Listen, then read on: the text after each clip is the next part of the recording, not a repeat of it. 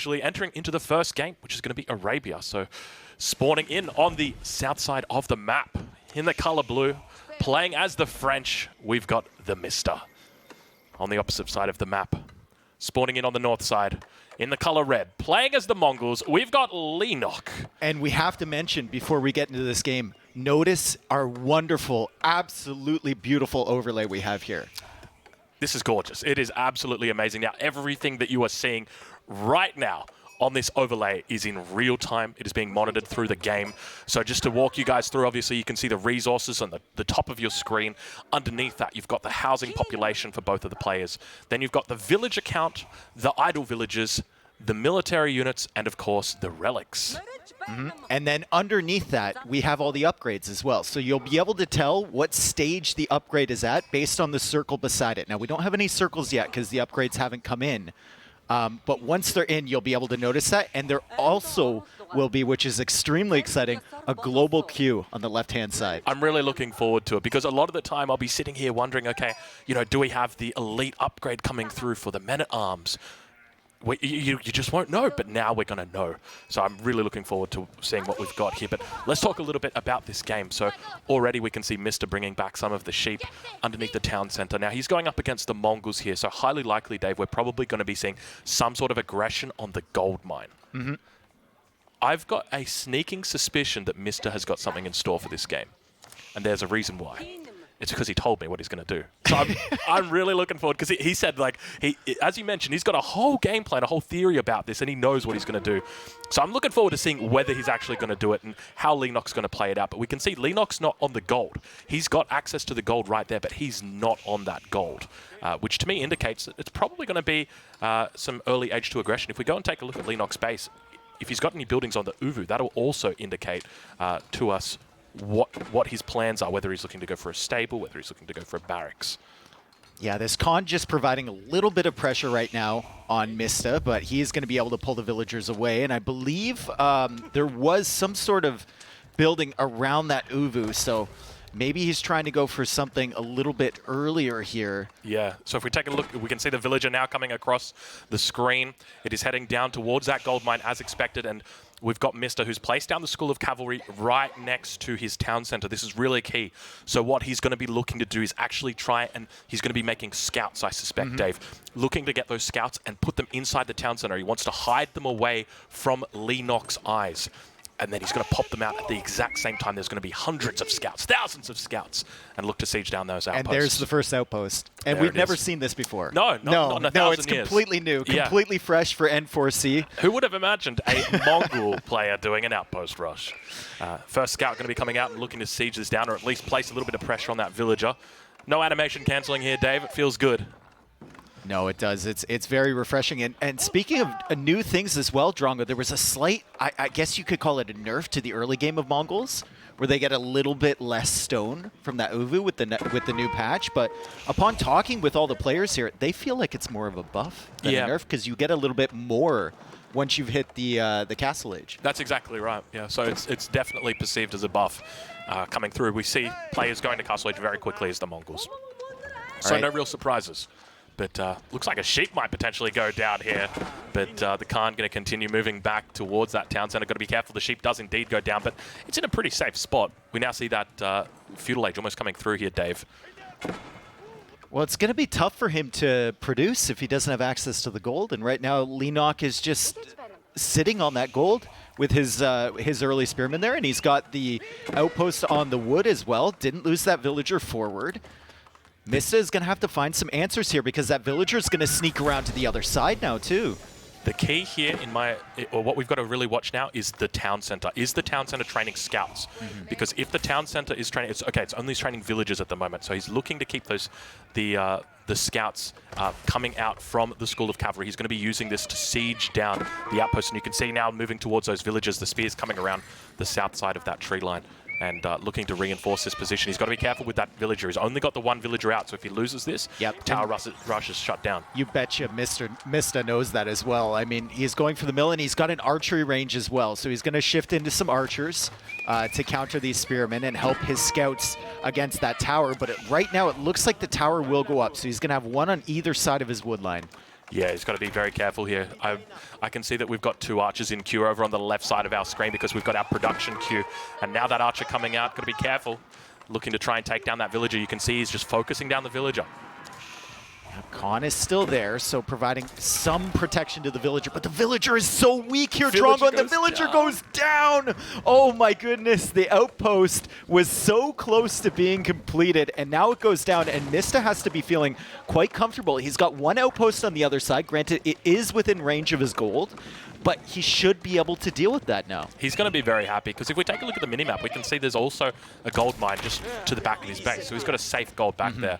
So I suspect he's probably going to be looking to transition into professional scouts, because he's already got a huge amount of scouts out for him. And you can see the town, or the School of Cavalry is continuing to make scouts at this point as well. He'll be using that to potentially siege down these outposts. But it looks like on the minimap, we've got no villagers coming out from Leenock at this point, so I don't think he's going to commit any further to this. He's obviously going up to the Feudal Age as well. Deerstone's now completing, but we may potentially see a transition into a Castle Age here. I love the way that Mista has kept his base so compact. He knows as long as I build up enough army, I can take map control there, I can slowly push out towards that gold and secure myself for the later stages of the game. He doesn't want the early pressure from Leenock to find any damage, and now Leenock garrisons those spearmen. He's going to be firing on the scouts and on the archers now. Has to be worried about his con, but he pulls it away in time. But still, Mista with so much more military pressure here, and he's going to be able to take out this position easily. Yeah, it's going to be really tough for Leenock to hold this. You can see if ever the archers are going to be in close underneath that outpost, and if ever the spearmen come out, they're just going to get taken out completely by those archers. So very difficult spot for him there. And now the question is, what does Leenock do to transition or to deal with this? Because now the shoe's going to be on the other foot. Mista's going to have professional scouts down, and he's going to have control and probably going to even be looking to go Castle Age himself. Yeah, and with such a compact base, like I mentioned before, there's not much that Leenock can hit, even if he goes for extreme pressure there. Mista is looking like he's in a really good position here. I'd love to take a look at Leenock's base once that outpost goes down. Those spearmen will definitely be falling here, and there he goes, right out to the gold. He took his time, and he's got safe gold again. He does it incredibly well, so very methodical, very stable. Speaking of stable, we have got a stable at the back of the base now for Leenock here, who is looking to research, it appears, some veteran spearmen and also veteran horsemen, or rather, it's just going to be the standard one. But over towards the opposite side of the map, we can see that there are horsemen now coming out as well for Mista. Yeah, and I think that's just to provide him some safety against the horsemen and keep his archers a little bit safe as well. I mean, he's not being very aggressive with them at all. He's just playing straight to his game plan. He knows his TC is going to be producing a little bit faster here. He knows he's probably going to have a better economy as well, especially because Leenock lost that villager early. So Mista is in a really comfortable position. Mista now looking to probe towards the enemy's Uvu, see exactly what there is in store for him. I'd be curious to know exactly what he spotted, but there was a blacksmith going up towards that eastern side of the Uvu, so it is likely that we could see an improved siege engineering coming through here.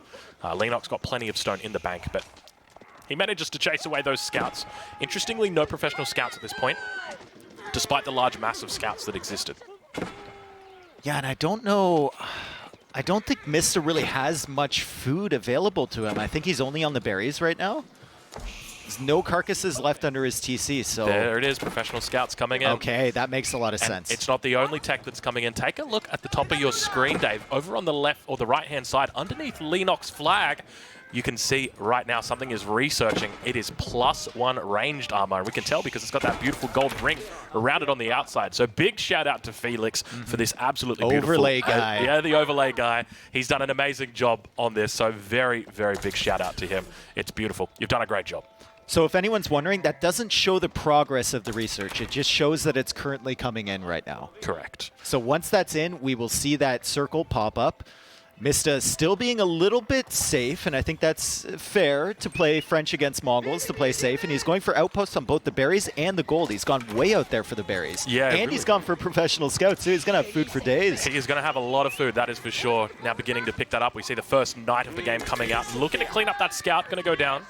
So doing a nice little job of cleaning that up. We see the forces beginning to move out here for Leenock. Now Leenock going for a classic composition against the French, the full melee composition. So it's going to be very easy for him to get these upgrades because he's going to be running only horsemen, only spears. I love the patience, though, from Mista. Like, a lot of players would push out with those archers, feeling like, I've cleared up this stuff, I need to do damage, but Mista is just like, I'm going to play directly to my game plan, get professional scouts, go to those berries, make sure the gold is safe, and then I will move my way up to the next stage. And speaking of gold, take a look how many villages he's actually got on gold. Yep. That looked like we're pushing towards double digits right there. That was a huge amount of villages that were on gold. That, to me, signals that he's only thinking about one thing, and that's the Castle Age. Yeah. And I think that's fair with the amount of archers he has. He's added in a few knights for some mobility and some, you know, hard-hitting units here. But Mista is playing very safe, and Leenock is slowly starting to build up his army. Yeah, the army from Leenock is looking strong. At the same time, we can see that he is pretty heavily on gold. He's got 250 gold a minute at the moment coming in, but compared to Mista, who's on about double that, he's obviously got knight production to think about, but he's well on his way to having enough resources for that Castle Age. So there's going to be a window here for Mista where he's up in the Castle Age, his enemy's not, and he'll try and look to finish that off. So whether he looks to go for men-at-arms, whether he looks to go for a mangonel potentially, there's a lot of options open to him. There's also a window here, though, if Mista underproduces units, for Leenock to punish him. And here we see the battering ram coming down, so punishment is indeed looking to be served up cold today. Even a second outpost there. Wow, okay. He's not messing around, man. He wants to keep this safe. He really does, and it's going to be very tough for him to secure that gold, but he does have a lot of gold in the bank at the moment. We can see he's up to 920 gold, so that's more than enough to get up to the next stage, more than enough for a mangonel if he wants to get that out as well. But a bit of a raid now coming up towards the base of Leenock, at least one villager going down there. And he's going to have to respond to this. Yeah, this needs to be responded to, because what other food sources does he have right now? We can see that you know, he doesn't have a lot on the minimap for him. It's just pretty much berries, so he's going to have to head back to his TC. I love that play. He started with the scouts, and then he added the knights to get those raids in, but Leenock not even sending any of his army back there. He's going forward, and he's going to take the gamble that Mista doesn't have enough army to defend here. He'll be able to target that one outpost with the ram and take it down quite easily. The archers are still behind, though, and if the horsemen from Leenock get taken out, the spearmen can fall quickly. This is a really tough battle. Consider as well that he's got the +1 defense. It's going to help out so much against those archers. We now see Leenock looking to try and get underneath that town center. He's going to continue applying pressure at this outpost. There's 5 villagers inside, but Leenock having to walk away from this. The villagers going to start turning their attention towards the battering ram, sieging it down. It's going to take a while to get through it, though, because that is a big, bad battering ram. But here come the knights. Here come the knights, and that's going to be a little bit of a meat shield in front of the archers. The Mista's done a pretty good job keeping them alive. And the most important thing for me right now is the villager count that we can see on this wonderful overlay. We got 39 for Leenock. We got 47 for Mista. He's ahead by a mile, and that's partly due to because he's French, civilization, not the nationality, and also because he got those beautiful raids in up towards the base of Leenock. So doing an assessment at this point, you'd have to say Mista is ahead by an absolute country mile. 8 villages, a lot of military population as well. Leenock does have the deer stones, though, and he does have wheelbarrow as well. Yes. Yeah, a wheelbarrow, especially when you're playing as the Mongols, incredibly important. You're often heavily on wood. And speaking of heavily on wood now, Knights heading in to say good day to a couple of villagers underneath the wood line. Managed to murder a couple, it seems, as the Spears try their best with that Yam network. And we do see now that it looks like Mista has clicked up to the next stage. Is that how you say good day in Australia? You lance them? Yes, you charge them? Yes, it's a 200-year-old tradition that we keep it working. Barracks going down, so yeah, going to be looking to move into those men-at-arms and try and finish the game before Leenock can get up to the 3rd age. So Mista has played very well here. I would almost say it's a similar play style to Viper, just keeping himself right on the edge, not dying, getting up to the next age, always playing as greedy as possible. I really love the timing there of like when he added that second outpost, when he added the barracks to get the spearmen involved, because when the horsemen came in, he had 4 or 5 spears ready. Yeah, it's very methodical, the play style here. And we can see the professional scouts still working their way back towards the base of Mista at this point, just providing that beautiful food trickle. The new age begins. You'll be able to see all of the technology, all of the units that are coming out on the left-hand side of your screen underneath Mista's picture now. You can see 4 palace guards. Sorry, he's playing the French, but the Chinese. That's 4 men-at-arms and a spear looking to come out right now. Doesn't look like we've got any upgrades on the way at this point, though. I believe it shows that he's getting the range armor. Yes, yes. That is the exception. Yes, the +1 ranged armor is coming in for him as well. Oh, this could be really good for Mista with these knights here. They still have their charge attack. How many villagers are going to go down here before Leenock notices? Good reaction time. But this that's is part 3 of vills. When you're playing against French, it is so unforgiving. You make one mistake like that, and you've just lost 5 vills, 6 vills. Speaking of villages being lost down towards the south side of the map as well, we That's continue 2 to going see. down. Yeah, that's raid for raid, tit for tat. Mista's economy, though, pretty compact, like we were saying before, so he's going to be able to save the remainder of those. Still lost 3 villagers, and now, yeah, like you said, raid for raid as he comes into the wood line here. He's still got those knights at the back that Leenock needs to be careful about. Yeah, and villagers on the gold and the wood going down. Wow, there's a lot of damage going in right now. Keep in mind, Mista's got that +1 range, so he's going to be able to stay underneath this town center for extra long. We're looking for those men-at-arms to see where they are. You can see a couple of them underneath the town center at this point in time, but they continue trickling out across the map. Was that a siege workshop that I saw, potentially? I didn't see anything there, but I do see a lot of archers on the wood line, and I see 19 units garrisoned that town center. This is a really rough spot. And there's the men-at-arms.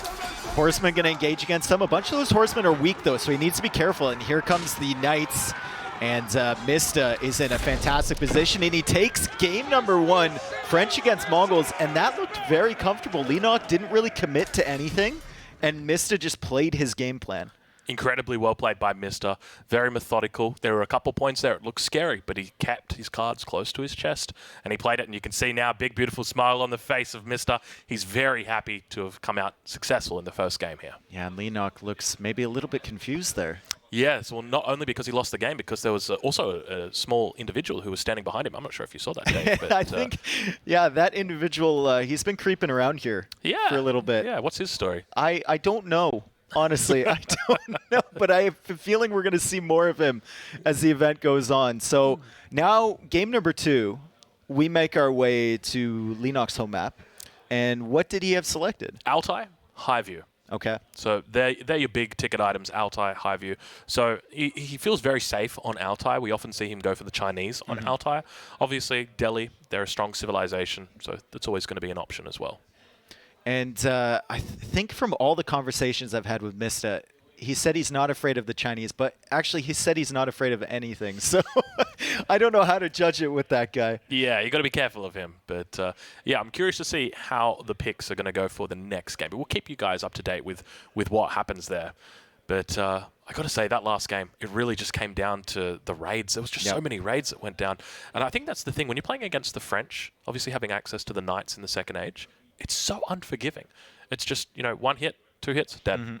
Whereas a horseman, it's 1, 2, 3, 4, 5, I think 6 hits for a horseman to take out a village up. So there's a lot of difference between the two. And yeah, I think Mista used it to great effect there. I think the key in that matchup, or one of the keys, is if you're Mongols, you have to be putting pressure on your opponent's eco. Like, you have to get that second outpost up. Yep. You have to keep that position and keep the knights at home.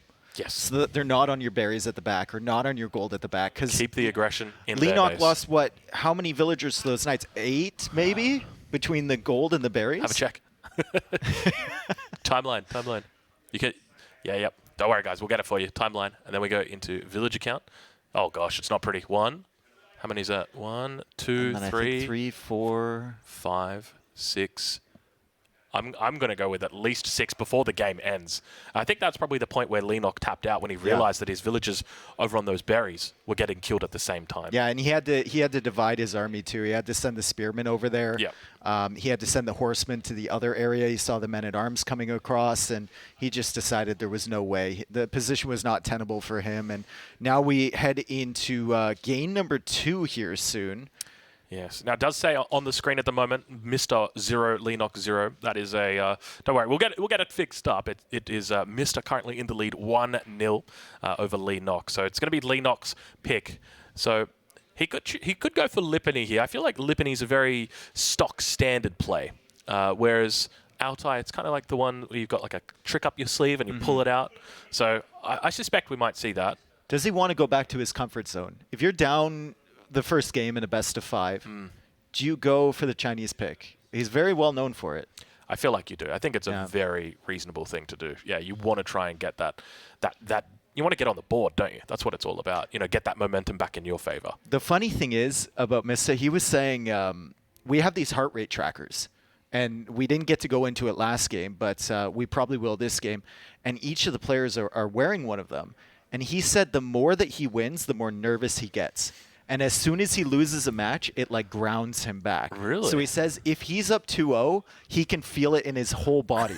Like his veins are pulsing, you know, his hands are shaking. Okay. But as soon as he loses, he's calm again. Interesting. Yeah. I think he must be the only guy that happens to. I don't know. When I'm getting pushed to the edge and there's lots of angry people in the Twitch chat. Yeah, true. He doesn't have that up there, though. Also, we're casters, so yes. You know, they judge us harsher than players sometimes, I think. That's true. All right. I could see a lot of fellas in the chat, some big guys in there at the moment. Thank you guys for taking some time out with us today.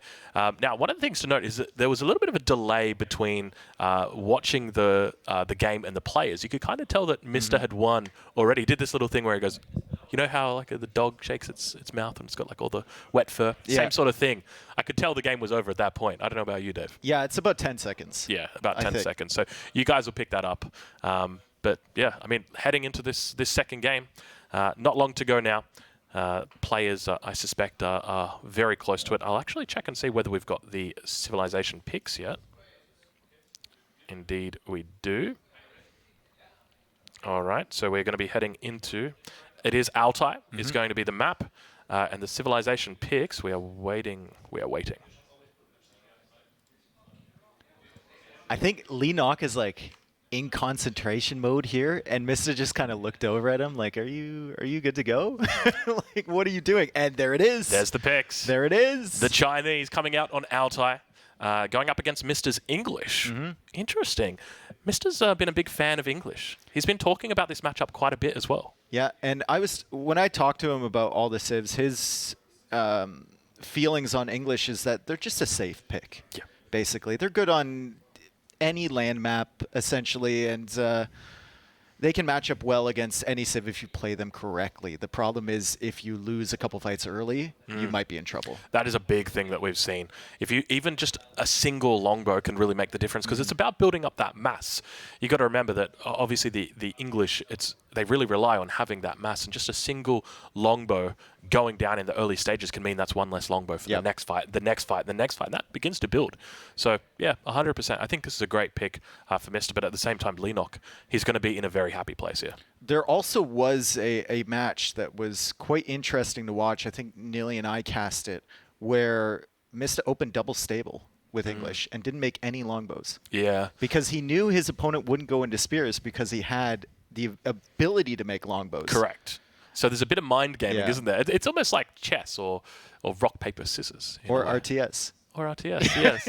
Yeah, but the best type of chess, the RT chess, yeah. Yes. When you know that your enemy is going to, or has the capacity to make longbows, naturally you're going to be like, well, okay, I'll do the opposite, and yeah, it all works out in the end. But players now going to be looking to get comfortable in the lobby. And yeah, I'm looking forward to seeing this. So what I'm going to be looking out for on Altai is Leenock probably putting up some walls. I suspect we're going to be seeing quite a few walls, potentially even a forward Barbican. I don't know about you, Dave, but it has been taking over the ladder. I saw B do it, and it disgusting. It terrified me. Oh, it's terrible. It brought me back to the days of like tower rushing back in the old age of empires, and it's just like, oh man, this could get crazy. I love watching it as a caster, but I could put myself in their shoes as a player, and we go to the heart rate monitor if that Barbican comes up and see what Mista's heart rate is there, because that is a frightening thing to witness if you see it half complete. If you just see the foundation come down, you can pull Vils. Oh yeah. You can try and do something, maybe deny. If you deny it, the game's over. But if you see it at 50%, it's too late to go back. Yes, yeah. I remember it happened, the game Mista versus B. And speaking of Mista versus B, we've now got ourselves a game where Mista is taking on Leenock. Ladies and gentlemen, fellas, Andes, everybody out there who's watching, welcome to game number 2 of Leenock versus TheMista in N4C, the $100,000 Age of Empires 4 tournament. Spawning in on the north side of the map, playing the Chinese in the color red. We've got Leenock and his opponent on the opposite side of the map, playing as the English. It is going to be the one and only TheMista. And what are the keys? We spoke about it a little bit before for the English, but what are the keys here for the Chinese? I think the key here is going to be looking to out-economy your enemy and try and get up to the 3rd age quickly. It's really important to get Palace Guards out as the Chinese in this matchup. Typically, by getting Palace Guards out, you're going to be able to neutralize your enemy. But I think that the key here for Leenock is not losing any villages in the early game. So if we're able to make sure, if Leenock's able to get those walls up, you know, cover all the extremities, make sure no outposts go up or anything annoying like that, then he should be fine.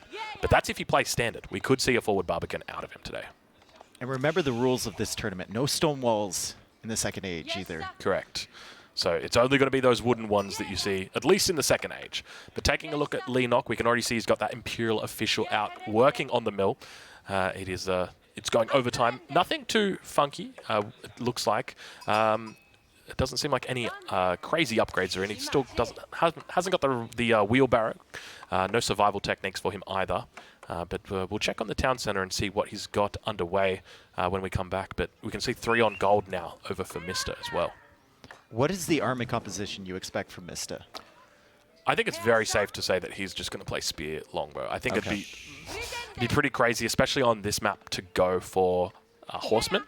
I think it would be pretty wild just because of how closed off it can be. It can be very easy to close off this map. And taking a look at the spawn that Leenock's got, it does look like it's quite a closed spawn. So we can see here, it's probably a bit harder to wall on this north side for Leenock. But yeah, we'll have to see how he plays it out.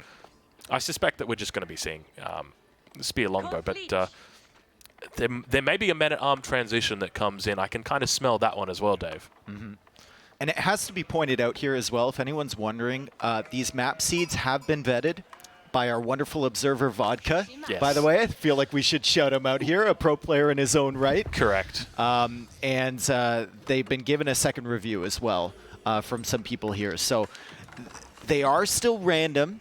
They're not going to be exactly the same for each player, but we've chosen the fairest ones we could find. Correct, yes. There were a lot of map seeds that Vodka had to go through. Hours of work going into that, just trying to find the fairest, the most balanced. So typically you can expect that, you know, relics are going to be even, gold, generation, wood lines, they're all going to be relatively even as we can get it. But now we see the age up coming through here from Mista. No surprises that it's the Council Hall. No interesting shenanigans. And a defensive Barbican coming down here on the gold mine. And that's going to protect his gold. I mean, it was a little far away from the town center, so he's going to get a little bit of extra protection there. And you said one of the keys is to get up to the castle age safely. Yeah, that's something that people have been testing with, is this very quick, fast castle with the Chinese. So I'm talking, you know, super duper quick, you know, sub 7 minutes straight into Palace Guards.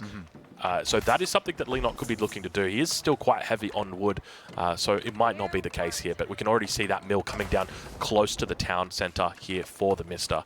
So I suspect we'll probably see some farms coming through, but there is a wheelbarrow on the way, so we're going to see that Dark Age wheelbarrow, Dave. So if you're in Mista's position, let's say Aussie Drongo had to play this matchup, and you suspect that Leenock wants to get up fast, do you go for insane early pressure, or do you play your own economy? Because right now, getting wheelbarrow, it seems like he's going to play his own economy. Yeah, and I think that's a pretty smart move. I think that's definitely the right thing to do. So there's sort of this strategy that we've begun to see English players do, where they go for it's a one town center boom, but they are getting all of their upgrades. We're talking, you know, the wood upgrades. They're horticultures. They're getting their wheelbarrow in, and they're really putting down a lot of farms and getting it down early and investing in their farming. So we could look to see something like that, and where he looks to try and match out the economy. But we now see the barracks coming down here for Mista as well. First Strelbora coming out. Was that yeah, that's a Strelbora coming out right there. And we did see on the other side of the map, Leenock dropping down that stable as well. So already with the horsemen coming out across the map, looking to apply a little bit of pressure here. Yeah, and now with the horsemen being on the map, Leenock's gonna, or sorry, Mista's gonna have to be a little bit more defensive with these and just build up and maybe get his upgrades like you were talking about before. I mean, he's only got, what, 2 longbows on the field right now, and there's 2 horsemen there for Leenock, so a bit dicey. Yeah, definitely a bit dicey. He's just looking to play defensive in his own base at the moment. I think he suspects he's not going to be able to do too much damage towards Leenock. He's running very safe wood lines, relatively safe food economy as well behind the town Didn't center. even finish that barracks? What? It's just sitting there? Unfinished? Interesting pickup, Dave. That's, it's a bold strategy, Cotton. We'll see how it plays out. Maybe, okay, hear me out. Maybe there's actual potential to this. An unfinished barracks? Yeah, okay, so the idea is... Okay, I want to hear. No, I'm hearing you out. I'm with you. I'm with you. Chat, hold on. Okay, so the idea is you wouldn't complete the barracks unless you needed to. And you would just kind of leave it there in limbo, because otherwise those resources... Because you get the full resources back. There's the cancel right there. There it is. See, you pulled through. You had it. Double stable there you go. coming down right away for Mista. He spots the stable out from his enemy, and now Imperial Academy coming down. So already looking towards the Song Dynasty, Dave. So really going to be pushing along that economy. Now keep in mind that was scouted out. We saw Mista's scout just on the right-hand side of our screen. So Mista is going to be aware of that. He's going to know, okay, Song Dynasty is coming through. I've got to be thinking about my economy. I wonder if Leenock saw that from his point of view. Like if Mista waited until Leenock saw the foundation. Oh, I think so. And then deleted it, yeah. Yeah, I really wouldn't be surprised. The level of mind gaming that he is doing, it's definitely going to be happening.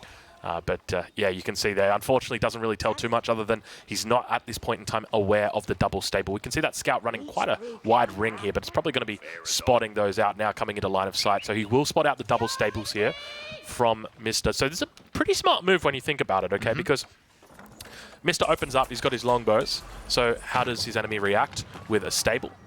Well, typically the response to that would then be, well, I'll go a barracks, and then my enemy will go an archery range. So he's probably thinking, all right, well, how do I counter that?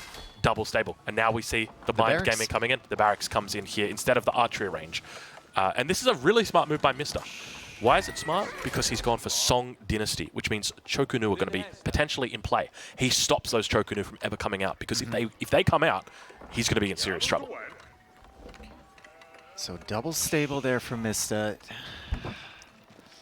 Like I said, we saw something like this in the qualifiers, but he opened with the double stable. He didn't open with the barracks foundation. Yeah, so a little bit more of a delayed play here. But we can see that he is continuing to add to that economy. So that whole concept, he's got the wheelbarrow in. He's now working towards building up those farm numbers. It's a super smart move. And he's banking res too, and so is Leenock. Still no real big engagements here between these two players. Yeah, it does seem like Castle Age is definitely on the cards for both of these players. Leenock about 2/3 of the way up on gold, 5/6 of the way up on food. So you're going to be very close to clicking up shortly. Now, when these guys enter into the Castle Age, Dave, that's where it's going to be. That's where the real game starts, because you've got Leenock, who's going to be sitting in the Song Dynasty. Whereas Mista kind of falls into a bit of a lull period because he's playing as the English, and that's kind of where they fall off. I say fall off, but it's really where their strength is somewhat delayed, because English, they're strong in two main phases of the game. Number one, rushing. Number two, Imperial. That's it. So if Mista can take this late, he could potentially win. I think there is a window, though. Oh, and yeah. it's because Mista has his farms already. Yeah. And the Chinese player, once he runs out of the carcasses, like you can see back there, if he doesn't go forward to those berries, he's going to have to place farms. Oh, yeah. And that means that there's going to be a window where he's not producing, where he's spending wood, he's not getting food in, and Mista has a beautiful economy behind. Now we see the second town center, or rather the age up coming through here from the Mista. So both players now transitioning into the Castle Age, just sending out feelers at this point in time. You know, you see the scout running around with a couple horsemen. But Mista at this stage, I mean, I think his game plan is definitely coming out. And he's going to be up when it comes to his economy, because right now he's down on villages. You can see 39 up against 34. But he's got a second town center about to pop up, which is his King's Palace. So he's going to be in prime position. Leenock also has the mining upgrade. God, I love this overlay. Isn't it so good? So good, man. If we don't notice it at first when it comes in, and now Leenock getting the Pierce armor as well. Or he was getting it, I think. No, he's still getting it. Okay. Yeah, still getting it. Yeah, it's just wonderful. Once again, another shout out to Felix. It's you know, I think we're going to be doing a lot of shout outs to the overlay guide, just at how amazing this is, because it makes casting so much easier. It makes it such a better experience as well for the viewers. I know you guys are all sitting there typing in the chat, Jungo, let us see the income per minute. Well, now you guys can see it, and I mean, that's my Twitch chatter impersonation. That's how you sound in his mind, yeah. Yes, yes. It's wonderful. Nest of bees now from Leenock. Interesting. This is okay. This is a smart move. I'll be honest. I think if he goes Nest of Bees plus Spears and a whole bunch of Palace Guards, he's going to be in a great spot because there's not a lot that Mr. can actually do up against that. I mean, he can try and look to get Springwoods out, but he's just going to be losing them. Monastery also coming up here, so looking to gain control of those relics. He's got a couple of relics very close to his base here. Keep in mind that these maps were picked typically just to, or I should say specifically so that the relic spawns were even. First Knight coming out to match the first Lancer of his opponent now. Yeah, and Leenock continues to get the upgrades. He got the wood upgrade there. He's going to get the relics. A little bit of an engagement here as we see some horsemen kind of skirmishing with each other. Leenock's going to lose that, and he's going to run away. A smart move by him. Yeah, it's very interesting to note. Look at the upgrades that are coming through for Leenock at this point. We're seeing horticulture. You're seeing double broad axe. And he's the got relics specialized too. pick. He's going out for them. He's doing a great job. So he was playing on 1 TC, but at the same time, he's really diversifying his economy because he's got that Song Dynasty out. He's got all of his upgrades. He's getting his relics. So even though he's on 1 TC, he's still really investing heavily in his economy. Yeah, and you can see he still has the villager lead. That's a great point, yeah. So it's going to take some time before Mister's able to overwhelm him. Keep in mind, Leenock booming at about 1.5 town centers at the moment compared to Mister, who's on 2 at the moment. But now looking to pick up more relics out on the map. You can actually see Leenock coming out. Was going to miss one of those relics, but he did turn around and grab it. And it looks like he is going to be moving into a spearman composition. Yeah, and veteran spearman on the way from Leenock. Both. This is so passive. This is such a wait and see kind of game. I'm trying to think about who this favors as well, and to be honest, I'm starting to feel like it might be favoring Mister, because China has a wonderful window that is occurring right now until probably about 17 or 18 minutes, because at that point Mister's probably going to be thinking about Imperial, and if Mister gets down his landmark and it gets up, it's pretty much good game for China at that point. So we'll have to wait and see how he plays it, whether he looks to go into that fast Imperial. But you can see Leenock stacking up plenty of resources in the bank now. He's got more spears coming out, and at the same time, Mister just focusing on knights. So really working to counter the composition. Both fighting over this middle ground right now. Leenock, does it show the relics? Yeah, so he's got 2 relics. Now that relic counter includes monks that are currently carrying relics. So when Mister goes out and picks up this relic in the middle of the map, it's Mister's relic count is going to go from 0, get ready, it's about to go to 1. Boom, there it is. Immediately updates to 1 because that relic is in his possession.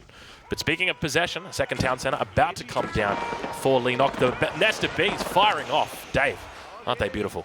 It's one of the coolest looking units in the game. I swear, between that and the smoke from the cannon, yes. I can't decide, as the Knights still continue to get value, and Mista is just kind of distracting the entire army. And he's got another Knight there to the north looking for picks as well, but that one will go down. His other ones will be severely weakened, but still this is keeping Leenock away from his base. And remember, Mista had that second town center in the form of his landmark. Yep. Working, and now we see him with the villager lead there. Correct. 57 vills versus 54 from Leenock, and I think we're reaching the stage of the game where Leenock's income per minute on food is going to start to slow down a little bit as he runs out of those available resources. Had to TC the berries at the front, and Mista's farming economy is kicking in here. Mister's going to be really happy seeing that second town center, because that says to him, okay, my window, so remember we talked about that window, from about 13 minutes on to about 18 minutes is where China's window is to attack on 1 base. But now that Leenock's gone for a second town center, a second base, that to him says, okay, well, I'm playing the late game now. And that's exactly what Mister wants. Mister wants to go up against the Chinese late game. It's going to be so difficult playing up against those longbows in the late game because, to be honest, nothing will beat longbow spear in the late game. It's an incredible composition. And now Mista getting horticulture of his own. Still doesn't have the wood upgrade. There's a Wallow there, but that's never... That was a desperation yell from that monk. He should have tried hiding in the trees. It probably would have given him a little bit more of a chance. Yeah. But yeah, that relic going to be dropped down, and subsequently we see Leenock's relic count return back to 2. And it looks like Mister going to be coming up to try and grab that relic. You can see it sitting just outside the stealth forest, but more and more raids coming in. Also, Leenock looking to get those walls up because he's been under significant raids here, Dave. So it makes sense. I love when you accidentally trigger the sacred site as you're trying to sneak around for a relic. Yeah, it's like, oh, don't mind me, guys. Nothing happening over here. Oh no, David's Bitey infantry, no! The Bitey infantry, not Warwick the Wolf. He's going to do it. It's going to go down. It's going to go down. Well, the wall went down, so, I mean, you sacrifice yourself for your country sometimes, you know? Oh, yes. Animation cancelling is still in the game, but only the Wolf can do it. And he animation cancelled the victory there. Absolutely beautiful. So I wonder where that monk is. Yeah, run! Keep going! Leenock knows exactly where that monk is. So, yes, we can see now Mr. looking to get Horticulture, the first upgrade for his... Actually, is that Horticulture? That could be Fertilizer coming in right there. I'm not sure if it's the first or the second one. Well, it's the second already in. We can tell by the dots. Oh, yeah, over for Leenock. Yeah, so he's already picked up... Wow, look at the economy for Leenock. Yeah, it's insane. Yeah. Now, Mr. got to be careful here. We can see the nest of bees sitting on that front line. And Leenock just continuing to pump out the nest of bees at the moment. So you can see he's got 2 that are sitting down. I'd be curious to know exactly how many he's got, but it is he's starting to get those numbers up a little bit now. Yeah, and he's still on those berries, though. That's the concern for me, right? We have such a farm eco over here from Mista. Leenock is relying on the resources right now from the map, but at any point those can run out. Yep, and that's exactly it. It's such a safe economy right here for Mista. And you can see he's got the berries sitting in his base. He doesn't even need those berries because by actually taking those berries, it's going to be at a reduced rate of gathering. So it's just better for him to stay on the farm. And there's the second farm upgrade for him. Yeah, so really looking to put a lot into his economy here. He's going off. But we can see at the moment, villager count almost even, 74 versus 75. Now it's even 75 versus 75. And it keep going up here for Leenock. But the army is quite close here from Mista as he heads down the hill. It's a beautiful view from the top of this, but the keep is going to have to be abandoned for the time being. The nest of bees are behind there. There's potential here for Leenock to defend this. Watch those nest of bees. Here they come. You can see them hiding. Going to get their shots off. And beautiful splits coming in from Mista, pretending that he's playing StarCraft 2 and just getting beautiful splits in. That's a great flank, though, from Mista. He's pulled the army on away to the left. The spearmen are away to the left, and the cavalry comes in from the right side. The spearmen get back in time, though, but the archers are still there from Mista, and this is a big army surrounding this keep foundation. Leenock is in a terrible spot. Villagers now getting pulled in from the main base, looking to try and get this keep up as quickly as possible. Looks like he's pulled in about 10 villagers. You can see them under the foundation. Keep is going to get up, but at what cost? We see the villager count now beginning to build. 16 villager difference between these two players. We saw earlier it was even. Stevens, 75-75. But now a significant lead over to Mista, and that's going to really help him out, continue to build up the strength that he's got throughout this game. Yeah, and he was just, it felt like he was just waiting for Leenock to extend beyond where those barracks were, right? He was waiting for his army to get a little bit further front or ahead of his base so he could collapse onto it, but it was a keep at the end of the day, and he managed to pick off those villagers, and now he just calmly retreats, captures the sacred site, or attempts to on the right side, and I'm sure he'll switch to the one in the middle as well, as he's walled over to the left as well. I like it. It's there's walls going up all around the map. Very aggressive walls coming out from Mista here. Okay, so that's 5 nests of bees now. He's starting to get like a big swarm. This is where you start to get worried about like the nest of bees, because we're still in that timing window where Leenock is able to push and win. But as long as Mista doesn't get Springalds out. But when you start seeing those numbers, that's where you start to get worried. So he's got 2 options. Number 1, get some Springalds out. Number 2, look to go to Imperial and actually prevent the nest of bees just by having a giant Berkshire Palace preventing them. You got to say it like that. That's how the English say it. It's not Berkshire, it's Berkshire. Berkshire. Perfect. Okay, it sounds like, I don't know, it sounds like some weird brand of tea. I'm not comfortable with that. It's from Windsor Castle. Yeah, well, we're both from former colonies, yes, so yes. I guess we can... And now we do see, indeed, the Berkshire Palace is coming down towards the front of the base here for the Mista. And this is going to be incredibly difficult for Leenock to play into, because he can't push that. Mista can just sit behind this for the rest of the game until at least Leenock gets up to Imperial. Great reaction time there from Leenock. Didn't even get poked by the Knights. He just saw them appear, immediately reacts. He's going to pull the villagers back, pull his army over there. The Palace Guard's on the way. doing a great job of just cleaning that up as well. Look at the numbers of Nesta Bees that are beginning to build here. But Mr. now hitting Imperial Age, and this is where the dance begins. I'm expecting that we're going to start seeing things like enclosures, the technology, the unique technology for the English coming through. This is one of the strongest techs in the game, and part of the reason why the English are an incredible imperial civilization is because they just get infinite gold for the rest of their lives. It's crazy. So I expect that we'll probably see that coming in, and then indeed we do see that over on the left-hand side of your screen. Underneath Mister's beautiful portrait, you can see that enclosures is coming in. He's also looking to get clad armor, so buffing up his men-at-arms, and also going to be getting elite men-at-arms by the look of it as well. So he's going to be going a full switch into men-at-arms. And think about how many resources have been invested in those Nesta Bees right now. Yep. It's a huge amount, and he's going to just be able to swing in and take them out with just men-at-arms. Yeah, Leenock's going to have to be really careful with his positioning, especially. He's going to have to keep those safe with the army in front, mind the flanks coming in from Mista, and looks like he's interested now finally in pushing out. Leenock has been really careful this game. Mista has been the only one really trying to raid or trying to collapse in the army, but now Leenock is just like, screw it, I'm coming. Yeah, you can see him moving forward with his torches out. He's heading straight towards that Springald. A little bit of a misplay there from Mista as the Springald does go down on the front line. Spears doing their best to try and defend against those cavalry units. We can see them moving forward and a little bit of posturing, but that Berkshire Palace just firing off as well. Look at that, Dave. Yeah, look at those Nesta Bees, though. It's a full-on swarm now. They've found their queen. Oh, yeah. And their queen is named Leenock, it seems. But Leenock also... Leenock is now reaching the Imperial Age as well. So he's already got the bombard coming out, so great reaction from him. A lot of people would look at that Berkshire Palace and they'd be thinking, okay, I need to get trebuchets out, but Leenock goes straight for a bombard. He's going to look to try and DPS this bad boy down as quickly as possible. Also going to be picking up elite spearmen here as well, so getting a heap of upgrades coming through for him. But now we can see populations relatively even, villager count relatively even. I still think that there's, it's difficult to tell who's going to win from here, Dave.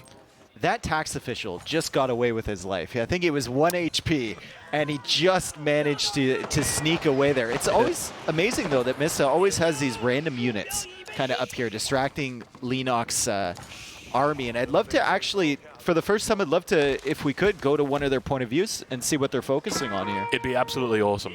And we could also see their heart rate, too. Oh, yeah. Let's see if we can get that in right now. Don't worry, guys. It's coming in any second. I can feel it.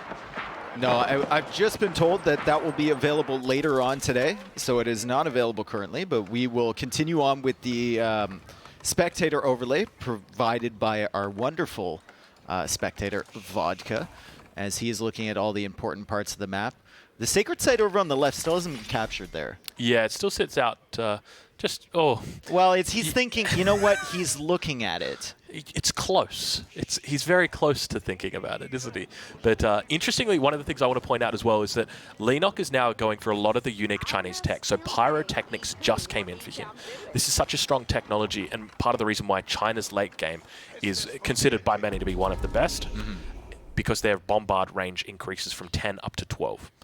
He's also getting another unique tech from the university, which is going to be increasing the villager drop-off rates and villager gathering speeds as well. So his economy right now, I mean, the villager count's looking relatively even, but Leenock's economy probably a fair bit ahead. This reminds me, if we ignore all the early raids, this reminds me of like playing against friends when I was 12, you know, like let's build up big armies. No rush. We'll meet in the middle. Yeah, you flare me when you're ready. We'll meet there. I think you're 100% on the money with that. But yeah, Leenock now continuing to build up more and more siege. We can see that he's really looking to get that Chinese siege dream going, isn't he? Because keep in mind, this is nerfed Chinese siege that we're seeing here. Normally, you'd have an imperial official buffing up your imperial, your astronomical clock tower, but not going to be the case today. Lancer going down as well in the middle. It's just more production units or buildings from Mista. He's building everything up behind here. He's letting Leenock have that sacred site in the middle. He's got the other two. And Leenock building everything up behind his keep. He's not even keeping it in front of it. He's keeping it all safe behind, not giving Mista any information whatsoever. Yeah, it's got a beautiful base set out there, but we can now see that Leenock heading towards that maximum population. He's at 190 of 190 at the moment, so there we see now he's built that final house, and he's already up to 199 of 200. So I'd be curious to see what kind of production we've got actually working here. There's a couple barracks at the back, but are we able to get a count on those barracks? We can see, there we go, 6 barracks just towards the front side there for Leenock. Okay, very slow push. Very slow, very deliberate. There's another outpost there. Outpost from Mista. He wants to know exactly when this push is coming. And he's slowly inching his way forward. And eventually these two forces will meet in the middle. Yes, they're going to be meeting, and I'm really curious to see how it's going to go, because you've got the amazing siege of China that's going up against the amazing infantry of the English. And, you know, English are one of these civilizations that have got so much staying power. As long as he's got production, he's going to be able to get so many units out on this field. But now we can see that he's actually got a couple of trebs here. Also got the Springalds unfolding. Dave, take us away. And there's the trebuchets. We see the infantry come in. The cavalry from Mista have to run away. We've got the nest of bees at the back doing a tremendous amount of damage, but the keep, he's fighting underneath the keep from Mista, and Mista has the longbowmen behind, ranging those infantry. So I feel like if this is a war of attrition, Mista might come out in front just because he has his production buildings closer and it has his keep right there. Keep in mind, he's fighting underneath the keep, which is providing that network of castles boost. And if we have a look at on the keep itself and hover over that buff, we'll be able to determine whether that's the network of castles or network of citadel buff, because that's the upgraded version. You can see it's not available for research, so indeed it is the network of castles going up to 50%. Quite a few Springles too. Yeah. He's got 5 Springles to take care of the siege. So you can see already the population difference after that fight. Leenock down at 150, whereas Mista already climbing up towards that 180 mark. Yeah, and it just kind of felt like that was a situation where Mista saw the army come in, he pulled back, and he's like, hey, if you want to come in and play, you can come in and play. Like, I'm perfectly comfortable beneath this. Yeah, yeah. And this is where it really starts to get hard for Leenock, because he's able to make lots of nest of bees, but at the end of the day, when there's this many Springalds that are out there, when you're fighting with the men-at-arms that he's got, it makes it a really difficult battle to try and take. Trebuchet attacking the outpost. Springalds still a slow push, even after he wipes up, what, 50 military? Yeah. He's like, yeah, I'll just, you know, he takes his time. And that's exactly it. That's one of the things about TheMista, in my opinion. He's incredibly methodical. He tries to avoid any mistake at all. Even if he thinks, you know, okay, I've got a window that I can hit here, he falls back and he says, that's fine. I'm going to play to my strengths. And that's what we see him doing here, just slowly moving forward. Very, very slowly. But speaking of slowly, looks like we've got ourselves with some palace guards. And Leenock just completely ignored that cavalry as it went past. Maybe he was looking in another direction. I mean, it goes right in towards the siege now. What are his units doing? They've just run straight towards the back, diving almost, like they've like a pizza delivery man trying to. And here come the cavalry again for those cannons, and they're weak. Men-at-arms on the front line here. Going to be building a beautiful, beautiful shield here for the longbows in the back. Look at them teeing off, Dave. So much damage coming out from these bad boys. We've got those beautiful incendiary arrows as well as they fire off into the palace guards. Palace guards going to be trying. You can see up in the top right-hand corner of your screen that he's got 3 armor on these as well. So that UI are going to be helping out. These guys are going to be taking extra damage or reduction here. Yeah, and Mista just continues to push forward. If you're Leenock, you've lost 2 battles in a row now. What do you need to start changing? It's a really difficult position because you don't have access to mangonels. Mangonels are one of those units that decide fights like these, because if you manage to hide a couple mangonels behind a tree, you can wipe out an entire army. But Leenock, just without the inability to make those, it's going to mean it's incredibly difficult to stop this longbow And now mass. Mista feels really confident here. Yeah, beginning to push forward. He's got to be careful. It doesn't look like that keeper's got the boiling oil upgrade, so he can push in if he wants to. But we now see reload drills coming in here for Leenock. But yeah, at this point, it definitely feels like Leenock needs to be moving into probably elite horsemen, maybe even elite knights or elite lancers. That's probably going to be the best bet that he's got, but it's such a difficult position because Mista's got a massive economy behind And this. the terrain is so difficult for that too. I mean, if you're going cavalry, you want tons of space to run around, right? Exactly You want to get the flanks, and he's pushing right up through this gap. He now has to shift over to the right side, and we saw Mista going for stone walls. Actually, on that side, it was denied by the keep, but he's going to be able to take out this keep. and get those stone walls up and then get access to this gold here too. Also preventing the next keep from coming up. We can see Leenock trying to put it up. Going to be instead going for a bit of a safer keep before he leapfrogs his way forward. We can see the bombards firing off towards the infantry units, taking out a horseman. But yeah, I think a bombard mass is definitely going to be the way that Leenock needs to move here. But it definitely seems like for a civilization that was once the king of the late game, they've definitely been dropped down a notch. Yeah, and Mista just completely ignores that keep, goes right past it. It's going to fall anyway. It went right after those cannons. But now there's 3 cannons here from Leenock on the other side. Still, even if he takes that right side, as long as Mista can hold him there, remember the sacred site's in the middle here too. Yeah, it's a really good point. And he's managed to capture up that one sacred site. Remember the one he was thinking about a bit earlier? Oh, he captured that a long time ago. He wasn't looking for very long. So yeah, this is what the game will be all about, fighting over this sacred site and looking to see whether he can potentially secure this up. Keep going to be going down. A lot of palace guards now moving towards the front line, fighting underneath the keep. I don't know, has he got boiling oil on that keep? We'll have to double check. No, he doesn't actually have the boiling oil research, but look how fast that keep is going down, Dave. Yeah, he's got the cannons behind, and now the infantry coming from the other direction from Leenock, so maybe Mista overextended himself a little bit with that other army that headed into Leenock's economy. And one trebuchet will fall. They're chasing after the other one. They have to go all the way around that stable first, but the keep goes down for Mista, and the stone walls over there still aren't complete. And look at the populations. Populations now even. We were just talking about how Leenock was behind by about 40 population after that huge fight, but we begin to see them evening up at this point. Leenock with a huge amount of production, continuing to reinforce. And one of the things to note is you'll be able to see underneath the resources that they've got in the bank at the moment, the resources per minute as well. And you can see that Leenock has got plenty of resources coming in per minute, but not a lot of resources in the bank. He's putting everything into this push. I love the way that he switched up the attack. It wasn't working down the middle, so he kind of divided his army, dealt with the raid from Mista, is coming in now to deal with the siege from Mista, and all the while he's pushing from the right-hand side here, and he's keeping those 3 bombards safe.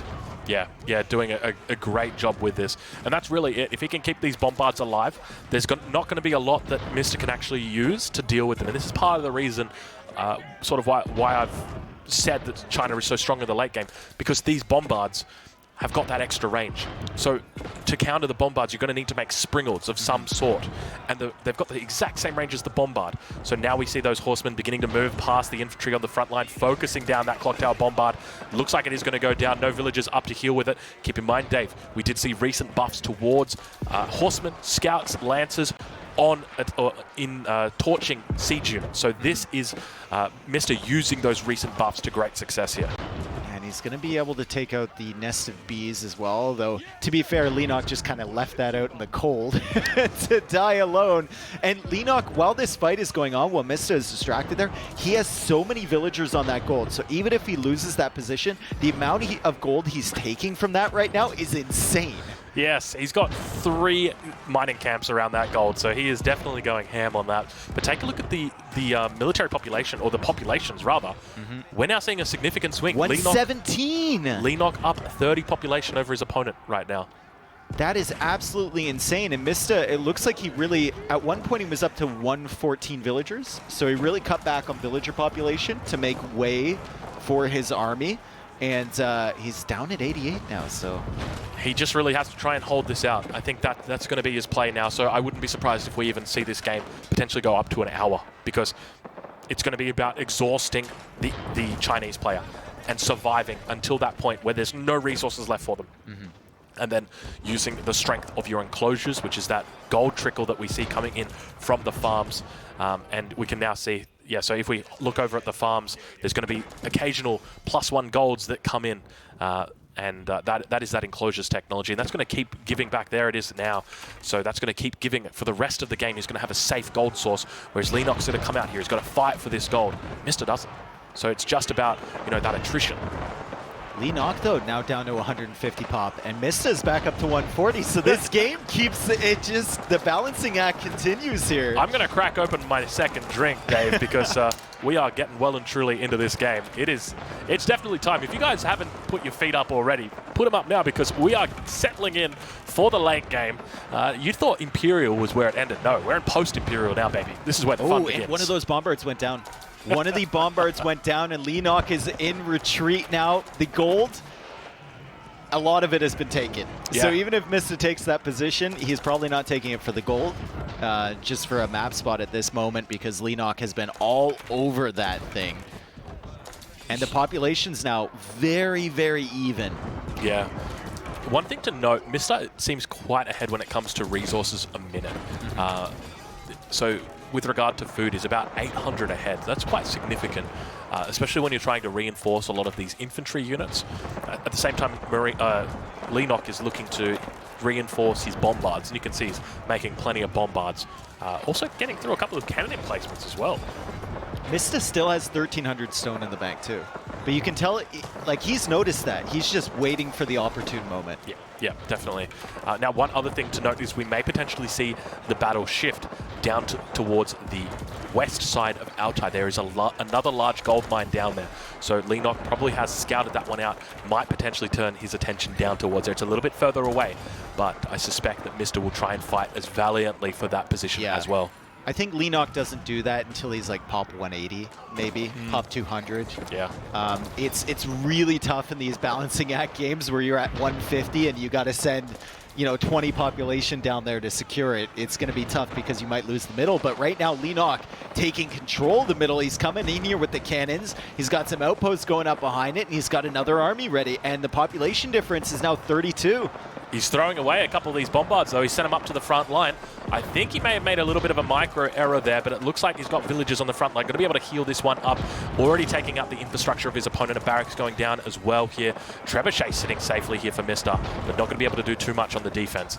Only really on the offense, but look at the bombards just teeing off towards those outposts, taking out all the defensive infrastructure here. Leenock looking incredibly strong as he begins to pull ahead. 40 population difference now. Oh, those horsemen attacking the building back there, causing me pain. They could be in the farming eco, distracting Leenock a little bit, but Mista's got a lot to do. So I think this is a really tough position, and I'd love to hear from other pros about how you would go up against this Chinese composition, because the bombards are really the key here. The bombards enable you to have this artillery or this siege superiority. There's nothing that Mista can do in response here. He can't get Springalds out. He can't get his own bombards out. He can try and get Trebuchets out, but they're not going to deal effectively with this. And Leenock subsequently is able to push in. We now see that difference in population beginning to build up, over 50 population difference now between these two players. Mista really trying to fight. And that's a great position for a keep there on that hill. I mean, you've shed so much blood for that hill, and he's managing to secure it here. He's got another outpost there. He's got the keep in front. And now, how many cannons does he have? Is that 5? Is that 6? He's really done a great job keeping them alive now. Yeah, it's typically you'd want to be going for about that number. In all honesty, you could probably even get that up to about 10. Double digits should be fine. The thing you've got to watch out for is a men-at-arm flank. And as he pushes further and further down this hillside, there is the potential for more flanks opening up. There's a beautiful flank down towards the southwest that we could see from the left of our screen, up towards the right of our screen. It has sort of opened up a little bit, but yeah. There is the stone on that hill now, which Leenock will be taking as well. So he's going to have access to more stone for more keeps, keep solidifying that position. Mista now going for the flank. There's so much smoke there. What's happening? Horsemen going to be looking to try and take out those bombards, having a tough time. So many spears. We see them doing a little bit of a run around. Villagers doing their best to try and get in on top. And there's just so much smoke there from the bombards, and the Chinese player cleaning up this mess completely, or at least trying to. We begin to see, look at the population. And I think he's taking it here, Drongo. I think this might be it. Leenock has readjusted his position. Hand on the face for Mista. I think this has been a good game. Indeed, the Mista losing game number 2. Leenock tying up the series 1-1. That was a fantastic hold from Leenock. I mean, we saw the pressure coming from Mista. We thought Leenock was in a really rough position. He managed to take down that keep on the big gold. Looked like he was going to get his walls down, but Leenock completely repositioning, completely changed his approach to the fight, I think, and kept his bomber cannons behind and safe, and managed to push out onto that hill, take control of it. Didn't matter about the gold coming from the farms at the end of the day if you can kill him before that. And that's exactly it. I think that to me is such a beautiful game to watch, because we really see both players understanding their timing windows, both players understanding where the opportunities exist in that game. We see the way that Leenock played it, the way that TheMista played it. It was absolutely perfect. It was really, really well played by both. And at the end of the day, it just seems that Leenock has the strength coming through in the late game. And it's so difficult to stop those bombards. I like how they approached the beginning, where they had so much confidence in their late game compositions. Like they weren't attacking each other at all. There was a few minor raids, and that's it, and mostly on TheMista's part. Leenock was completely confident in his late game push, and so was Mista. And at the end of the day, Chinese just won. And that's exactly it. China were, incredibly strong, and I can see why Leenock picked it on that map. You know, heading into that game, I think a lot of people would have been throwing around the questions, okay, China, why not Delhi? Why not, Holy Roman Empire? There's a lot of strong civilizations on that map, but Leenock looked very comfortable there. There are a couple of points of concern, but I think, I don't think it was ever really out of his grasp. Out of his grasp, no, but he was definitely in a disadvantage when he lost the keep, and he got denied off it, actually. Yes, that's true. Yeah. Now that I think about it, I think there was that window there where the Imperial occurred for Mista, and he just sort of managed to overcome his opponent, and I think it was about a 50 population difference between the two. What do you think if Mista, instead of going and fighting over that gold, what do you think happens if he just keeps pushing down the middle? Is it too risky because you're going to get flanked from the side? Yes. Because then you have the hill and you're pushing into the flat ground there. That's a really good point. If he had pushed with trebuchets and actually managed to take out the clock tower, the astronomical clock tower. And you're in that farming eco behind there. And Leenock has to respond to you. Yeah, that's a smart move because you're cutting the, I don't know exactly, you're cutting the beast off at the neck or something like that. It's, I mean, all of Leenock's strength is coming from his siege. But if he can't make his extra strong siege, well, he's not strong, is he? But you can see the players there now on your screen. Nah, we're not your players. They were your players. We're your casters. But, what are you talking about? wait, that's just the warm-up, bro. There's a ping pong table over there. We're going to have the main match later. Well, speaking of ping pong table, there are rumors of... how good I am? Yeah, of how good you are. Good. Yes. This is no ordinary ping pong table or table tennis table. No. It's about, the surface area is about as big as this mouse pad. Yeah, not even kidding. Like you think of a ping pong table. It's difficult. You think of like half the size of a ping pong table, and now think the quarter of the size of that. I probably go like, divided by 2. Yeah, go again. Yeah. Like it is like it's very, very small, but very competitive. Oh, well, you get a bunch of gamers in a house, of course it's going to be competitive. I mean, even the casters get competitive at that point. All right, so both players making their way back into the room now. I think they just needed a drink of something, and we see the sieves for the next map. And the map. What map is it going to be? I see the sieves there, but... So the map we're going to have... let me get that one up for you. It is Lipany. I can tell you that much. Lipany, okay. Lipany is the next match. Or next map. Leenock has gone for Delhi, which many of the players here consider to be the strongest civ in the game, and Mista has gone for the civ that he banned. So he's very comfortable with it, and he's gone for the opposite. Wow. What has he got in store for us today? What could it possibly be? This is interesting, because coming into this, there's a lot of different ways that you can play this, and I think playing a Delhi's definitely your safest bet here. There's a lot of... you could go with the French. Holy Roman Empire, not so much. Abbasid Dynasty, though. I think it's going to be very interesting to watch how this plays out. So Mista, when he didn't tell me how he was going to play the Abbasid, but he told me his keys to playing against them. And for him, one of the keys was to cut off the berries. So they can't... He said no one ever second TCs the berries, and the key is food at that point. Because there's going to be a point of the game where they're going to run out of food and they can't produce villagers and military if they don't TC the berries. Good point. Yeah, I think that's a great thing to note, because obviously on Lipany has additional berry spawns. Most maps have got 3 berry spawns. One in your base, nice and safe. One a little bit further away, and then one relatively far away. Lipany, it's the same thing, but then they just throw in an extra 2 for each player. So there's a lot of berries out on that map. So it makes sense that we're seeing players pick these 2 civs because of their berry bonuses. But I'll be looking forward to seeing how much pressure he applies. Typically, Abbasid Dynasty, they've got a lot of strength in their early castle age. So we could potentially see a 2 TC fast castle into men-at-arms timing with Mangonel push. I think that's probably going to be the safest bet. But if Leenock plays this well, I don't see how he can lose. It's a really tough matchup. Yeah, Delhi just seem that good, don't they? They're incredibly strong. So I'd be expecting that what we're going to be seeing from Leenock, probably some early pressure, archers, spears, a few walls on the sacred sites. Look to capture all 3 of those sacred sites about 7 minutes 30. Slowly transition into the castle age, but just keep on keeping on.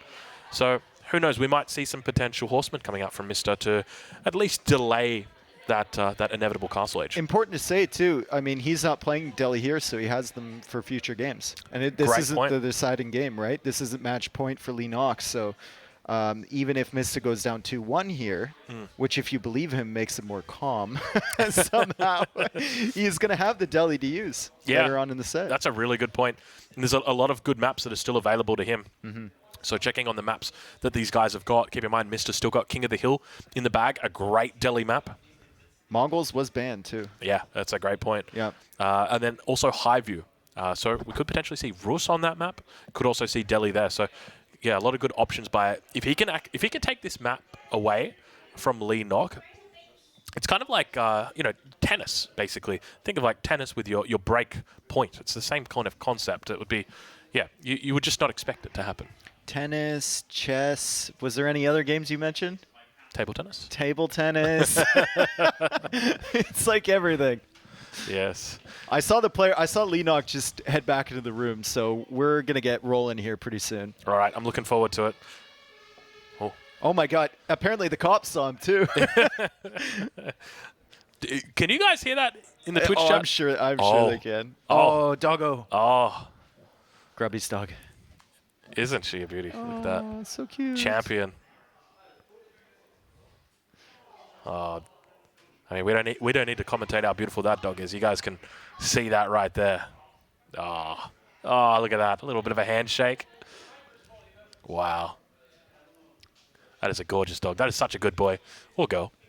I haven't met the dog yet. Now I don't want to cast. I just want to go and pet the dog. Can we get some dog? Can we get here, like a sub in here? Yep. Someone? Yeah. We need to meet the dog, guys. All right. Pause the stream. Can I just mention that the hippo puppet that is right over your corner, you don't have to look at that through the corner of your eye the entire game. But every time I look at you, there's Nilly's stupid hippo mannequin, like, out of the corner of my eye. I don't know if we can get that on the camera, but... There it is. That's it. That is the... Oh, no, wait. That's the Mista. Yeah. Easily confused. Yeah, our Greek farmer. Our wonderful Greek farmer. Oh, jeez. All right, so heading into this one. So we got Lipany. I think this is going to be... I would be surprised to see Mista win this. I'll say that much. So I'm very curious to see what he's got in store. He did mention the Don Artie build order. I don't know if you know about this. There's a special Don Artie build order where you go for an early wheelbarrow and look to try and maintain a lot of pressure. There it is. That's what that's what I have to look at over Drongo's shoulder. Is this? Oh gosh, that was a beautiful fade in. And props to production for that. I wasn't expecting that. That was quite scary. Oh gosh. All right. It's just in the corner of my eye, 24/7. It's living in my head, dude. Oh jeez. All right, well, not too long until the next game begins. I see players are well and truly getting comfortable now, so hopefully they're going to be jumping in. Are we able to see, Dave? Are you able to see if they're in lobby? Let me take a look. They are not online. Oh, Leenock's in a game. Here we go. Oh, we're heading in, ladies and gentlemen. Welcome to the third game of your series between TheMista and Leenock. Day one of N4C, the $100,000 Age of Empires 4 tournament. Spawning in on the south side of the map, we've got... I'm physically pointing at the screen right there. Early wheelbarrow. There we go. Early wheelbarrow coming out for our Abbasid player. Spawning in on the north side of the map with his early wheelbarrow. It is TheMista, and he is playing the Abbasid. On the opposite side in the south. Playing as the Red Delhi, we've got Leenock. Now, I will say it's very nice to have Mista spawning on the left side of our map and Leenock spawning on the right. It just makes it so much easier because you've got their resources, you've got their pitches, and it just feels better. It just feels better. So hopefully we get these sort of more well, I don't know what the term is. Consistent spawns, I guess you could say. But yeah, early wheelbarrow coming through already, Dave. I'm looking at the. Oh, okay. I was. It's wheelbarrow. Sorry, it's wheelbarrow for Leenock. It showed over there for Mista. I was wondering about that. It showed for a minute on our overlay. We still have some kinks here. Yes. I was so confused because I was like looking around. I'm like, he doesn't. My man doesn't even have a mill. This is revolutionary. It's next level. Well, because you said it, you pointed it out to me. It was on his side. I was like, it is actually part of the build order though, because you can get a very early wheelbarrow with the Abbasid by doing that. But normally you have to have a mill. That's the trick to it. So yeah, curious to see. But okay, things looking a little bit better now. Yeah, it makes more sense now. I was very confused. I was stun locked there for a second. All right, well, we're going to scout heading out towards the base of the Mista at this stage, looking to try and pick up, maybe even steal a couple of his own sheep. But yeah, I'm looking forward to seeing how this unfolds. You can see that Mista already clicking up to the next stage, going up with the economic wing. No surprises there. Well, it's really the only viable option here. So it really is. Excited for them to change it. I know they mentioned it. Yeah, they did. It was something that they talked about. They want to make things more viable. I don't know how you're going to make anything more viable than that, though. It seems pretty good. Half-price vills, yeah. Yeah. How can you beat that? But Dome of the Faith now going to be coming down as well for Leenock. He's looking pretty strong here. 4 villagers tapping away on that one. Mm-hmm. And how do you compete? I'm just like racking my brain. How do you compete with Abbasid against the production? Yeah. From the deli, it's just, and especially once they get, even if they get the one sacred site, it just seems unstoppable. That is the issue. Well, keep in mind, there have been a number of nerfs to Delhi that have occurred in the recent patch. So one of those things that we are going to see is less gold coming in for the Delhi player on those sacred sites. So instead of it being 200 gold a minute, it's only going to be now 150. So not as bad, but still obviously very strong. But we can see that he's got efficient production in queue at the moment. Now, keep in mind, you can't see how long it's taking to research. Just know that it is in queue. There we go. We've got Vodka doing a great little hover down there. 1 minute and 15 seconds to go on that bad boy. So not too long before that's in. As a reminder, for anyone that wasn't here when we explained it, we did have a vote last night with all of the players, and they all agreed that herbal medicine with the deli will not be allowed. Correct. So basically, the decision we came to was because all of them had matched up against primarily B on the ladder. So you can blame B for this. And the scholars were actually out-healing the damage, even in fights like Horsemen against Spearmen. So we felt like that wasn't really the most competitive state for a game to be in. I think my greatest fear was having a Delhi mirror where both players had about 10 scholars each. The immovable wall against the unstoppable force or whatever, yeah. So we can already see some upgrades now coming through. We've got fresh foodstuffs on the way at the House of Wisdom, and it looks like stone going to be taken here by the Mista very early for this one. If you take a look towards the top of your screen, you'll be able to see he's got 200 stone in the bank. So looking to get a pretty decent time on this town center. Now, not the most optimal. I think his world record time for second town center was 4:45. So we're sitting at 4:50 for about 5 minutes now. So he's a little bit behind his world record, but it's not a bad time. And I wonder where he puts this, too, because like I said before, when we were in the discussions about this, Civ, he mentioned to me that no one ever town centers the berries. Says no one ever puts it there, and you can punish that really hard. They're saying that there is a beautiful spot at the front of his base between that stone and that gold. So I don't know if he's going to change his mind. There it is, on the berries. It is indeed on the berries. And here we take a look at the first-person perspective of... We've got the Mista right here, and you can see we're inside the mine right now, dropping down that town center. We can look at the APM. Look how fast this guy's clicking, just absolutely everywhere. He's got such a weird setup, though. Oh, he's got really the Greek farmer setup that he's had for like the last 15 years or whatever. Like his mousepad had to be under the monitor, you know, his keyboard had to be at a certain angle. And now taking a look at Leenock. Leenock going to be a little bit more standard. I'm sure you guys can see the mousepad and the keyboard in the shot there. And Leenock just trying his best, tapping away. You can see the Korean APM right now. He's hitting about 700 APM, Dave. About to tear a hole through that table. 7 times on the barracks, 15 times on the lumber cam. Oh, and now heading back into your normal cam. And yeah, not a little bad opening right there from both players. Now Mr. going to be looking to wall up as well, try and secure up the external parts of his base. Now, he's gone for the second TC, Dave, and I think it's a pretty smart move because one of the things I always say is if you're playing as the Abbasid, your one condition is to out-boom or to get more villages than your enemy. And 2 TCs, it's a pretty standard way to do that. And it synergizes really well because you build more pop, you need more buildings, you need more buildings for the next golden age. The TC counts as a building as well, and you get a more efficient economy, right? The problem is going to be, how do you match up against the production from Delhi? Because all their researches are free, which means they don't need to put resources into that.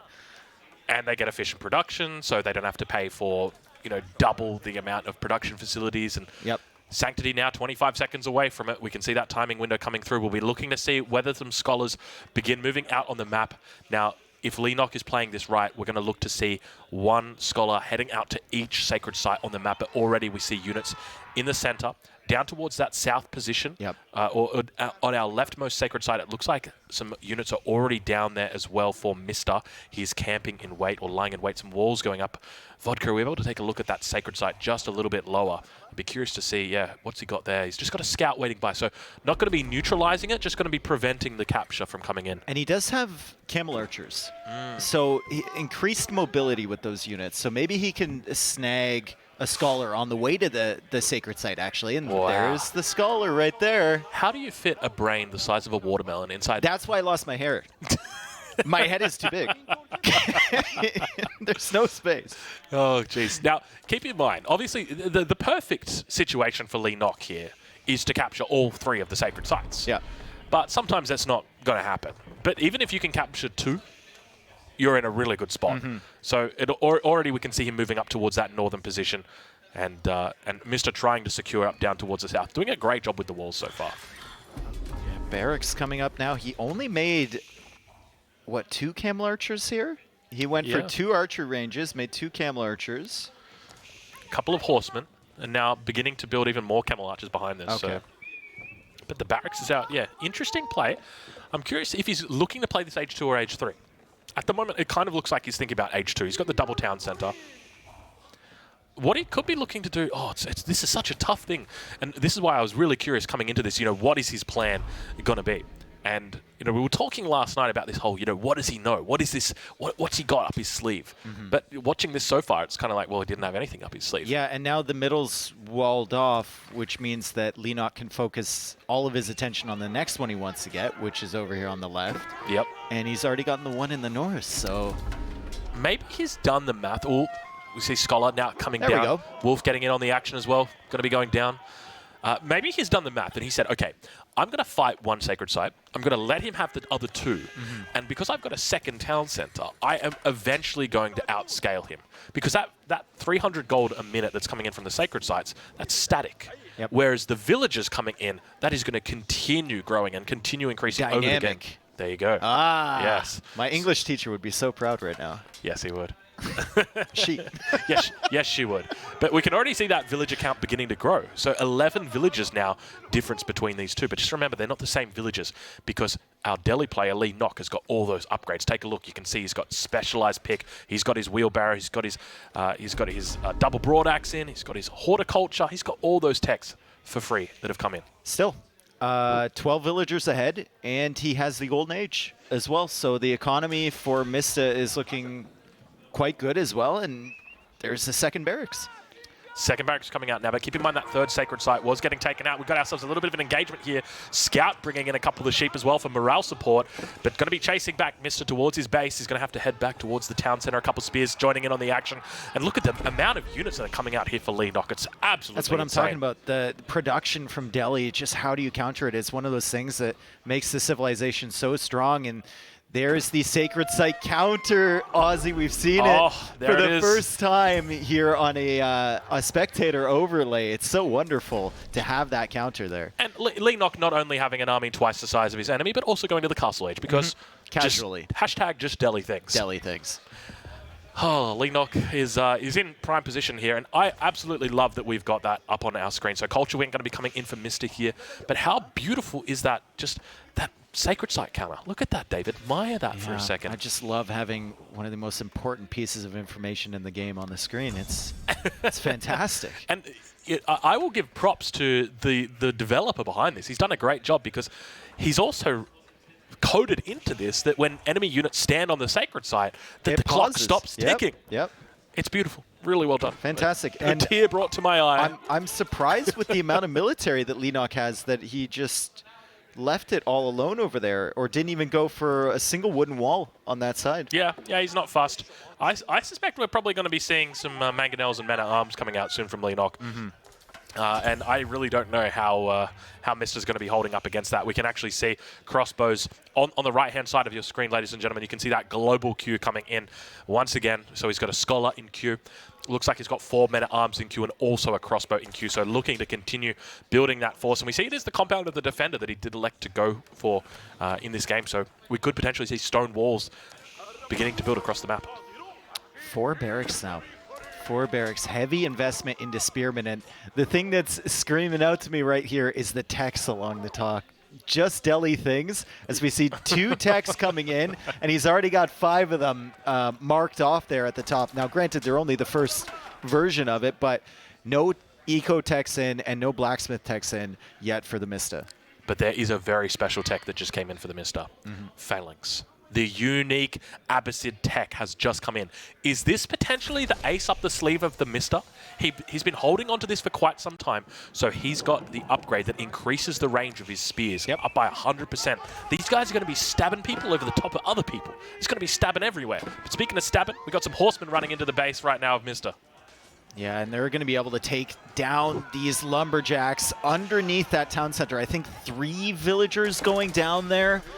He can ungarrison the rest, so not the worst thing in the world for Mista. He's still up in villager count, 62 to 45 currently, and he's just slowly building up his siege, slowly building up those spearmen. And like you said, they get that extra range, and when melee units get extra range, it is so devastating. It allows them to stack on top of each other. You don't have as many pathing issues as you had before, and I think Leenock really has to respect that.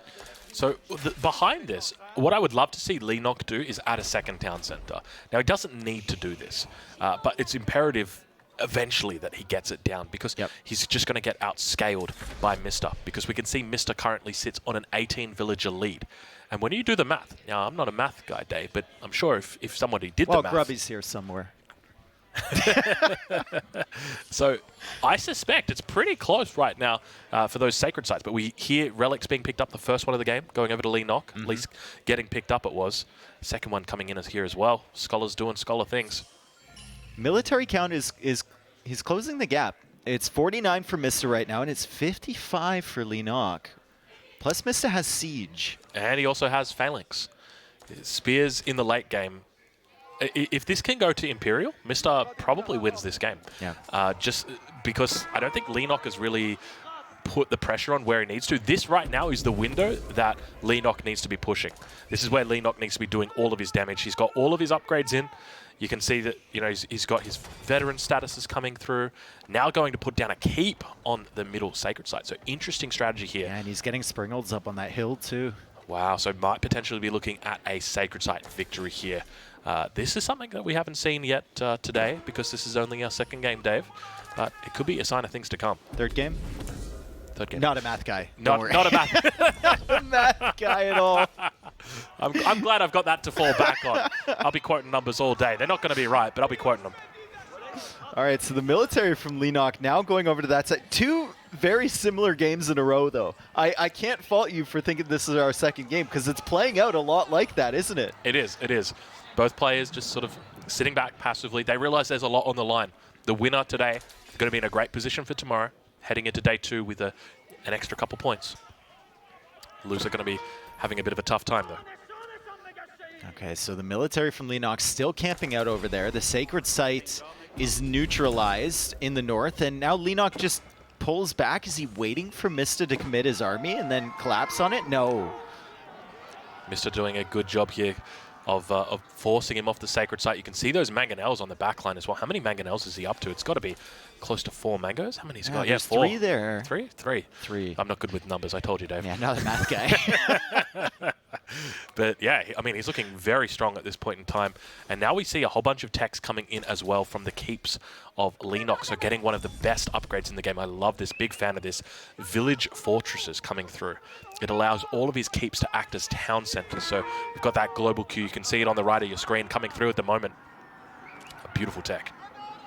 Villager count still 80 to 55 now in favor of Mista. Now, Mista doesn't have any of his economy techs. Also doesn't have any relics. So, you know, a lot of people will be looking at the villager count, think that's the only thing. You know, they see 25 villages ahead, 26 villages ahead. That's massive. But speaking of massive, we've got ourselves a little bit of a battle beginning to unfold as the sheep once again getting in on the battle. I love that he brings these along for moral support. It's really important, Dave, to just inspire the troops with the sheep. It's funny, Leenock is just keeping his army over here, but he's not bringing anything in reserve, which tells me that he wants Mista preoccupied on this left side while he does stuff through the middle. Like, get that keep up in the middle, maybe start building up other forces. As long as he's over here, he's not hitting my sacred site in the middle, he's not hitting my keep, and he's not hitting my eco either. Yeah, this is really curious to watch how it's unfolding. And I guess one of the other things to note, Dave, is good raid. We don't actually have scores displayed. So we don't know what the scores are. We don't know what the positions of these players are, other than everything that we're seeing, that we're hearing right now. So first elephant of the game coming out for Leenock. I'm getting excited. Yeah, it's only one so far, and remember, we can't get those scholars behind nuclear healing the elephants. They can still heal them, but just no herbal medicine allowed. Correct. But now the forces of Mista beginning to build up, and he's got some very nice splits coming in from here. Springlord's looking quite strong. Yeah, and there's the main army. That's the army that Leenock was waiting for, I think. He was holding Mista over there on the left side, and now Leenock comes forward. He's got the Springolds to take care of the Mangonels. The pathing is really, really difficult there for Mista. He's going to have to run away from that. He's guarding the gap so the Horsemen can't get around to his siege. He's really protecting that well with his positioning. Very well played by Mista there, just managing to keep those Mangonels alive. They do begin firing down. Now keep in mind, Mangonels can fire over the tree line, so they're going to be looking to get some shots down. Over on these men-at-arms, massive begin. But here come the Horsemen from the other side. Beautiful flank coming in from Leenock here. The Spearmen in the middle trying to take out the Springolds, but the Mangonels are now being targeted by the Horsemen. That's one Mangonel down. There's a second one to follow. That was a fantastic flank there from Leenock, and Mista was being so careful early, but Mista's still getting decent value with the crossbows on the infantry and still has some infantry of his own alive. The phalanx really coming into play. Now keep in mind, Leenock went up with the compound of the defender. He didn't go up with... we're going to go into the perspective here from Leenock and witness what's happening right now. So you can see that he's continuing to rally in units. He's going with a classic forward farm. It looks like he's going to try and cancel. I love it when you get these accidental forward farms, and it's just how high their APM is. And look at the way he's clicking. Look at the beautiful micro coming in there. And now with low numbers, those elephants are going to feel so devastating. When you have a giant army, one elephant isn't that big of a deal, but an army like this... Yep. Yeah, it gets absolutely insane. Now those numbers beginning to build up. Now, keep in mind, Leenock only went for the compound of the defender. He didn't go for the House of Learning. House of Learning's got that special, unique upgrade for the men-at-arms. It's going to be buffing up their attack, the Owned Blade, or the Honed Blade. I don't know exactly how Honed. Honed. Yeah, you would hone your skills. You would hone your ability to do math. I wouldn't. But you wouldn't own your ability. Actually, you did own your ability to do math earlier. I owned my ability not to do math. Yeah, true. But yeah, these guys are going to be fighting at a significant disadvantage to what you would normally expect them to. And as a result, it means that Mista, who's got that phalanx upgrade on his spears, is going to be able to put on a pretty decent show when it comes to defending. But keep in mind, he's behind significantly now. He lost that fight, and we see the reinforcements beginning to come in. Have a look. The villager count for Mista is up significantly, but the military, it's down.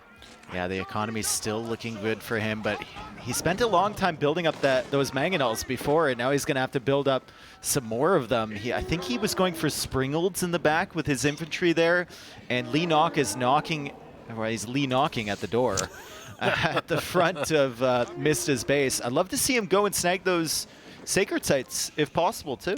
And that can be one of the differences between a good Delhi player and a great Delhi player, is making sure that you are constantly taking those sacred sites back. Yep. So you can see right here, Leenock is in prime position. 66 military population against 29, well, which is now 32, I apologize.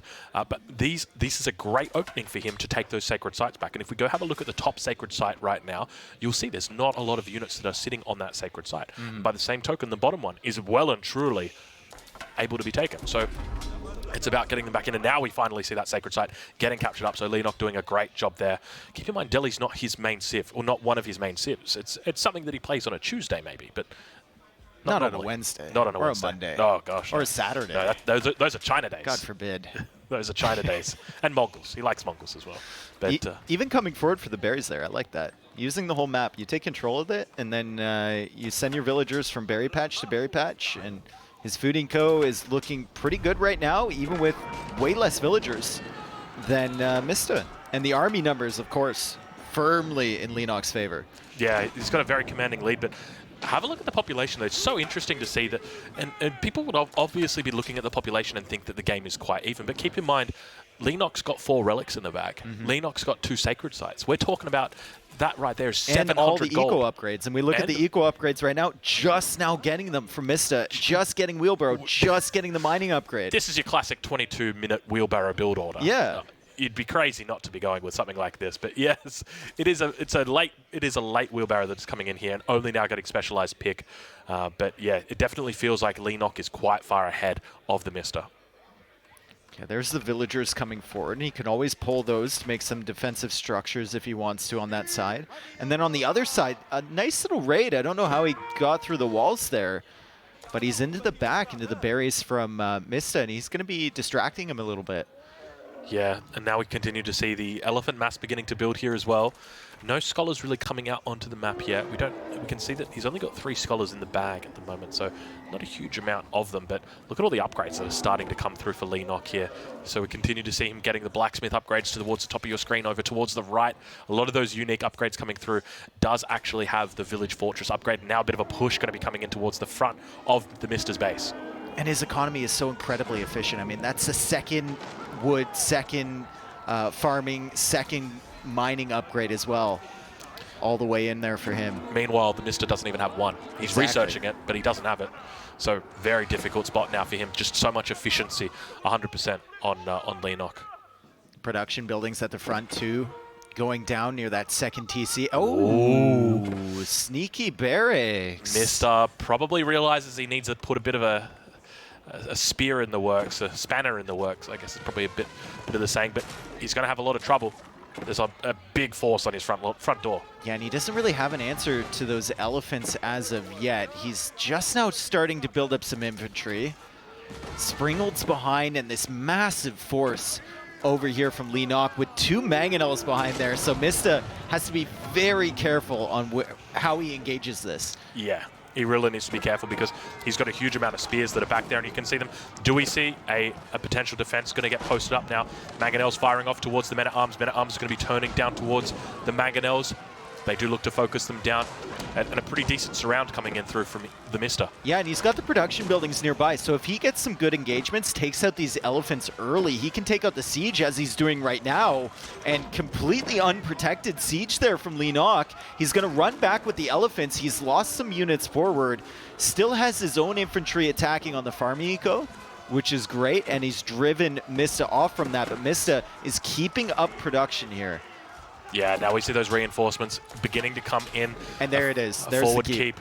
This is where he tries to really seal the deal. Now, keep in mind, behind this, he's got 2 of those sacred sites. We don't have that 3rd sacred site captured at this point.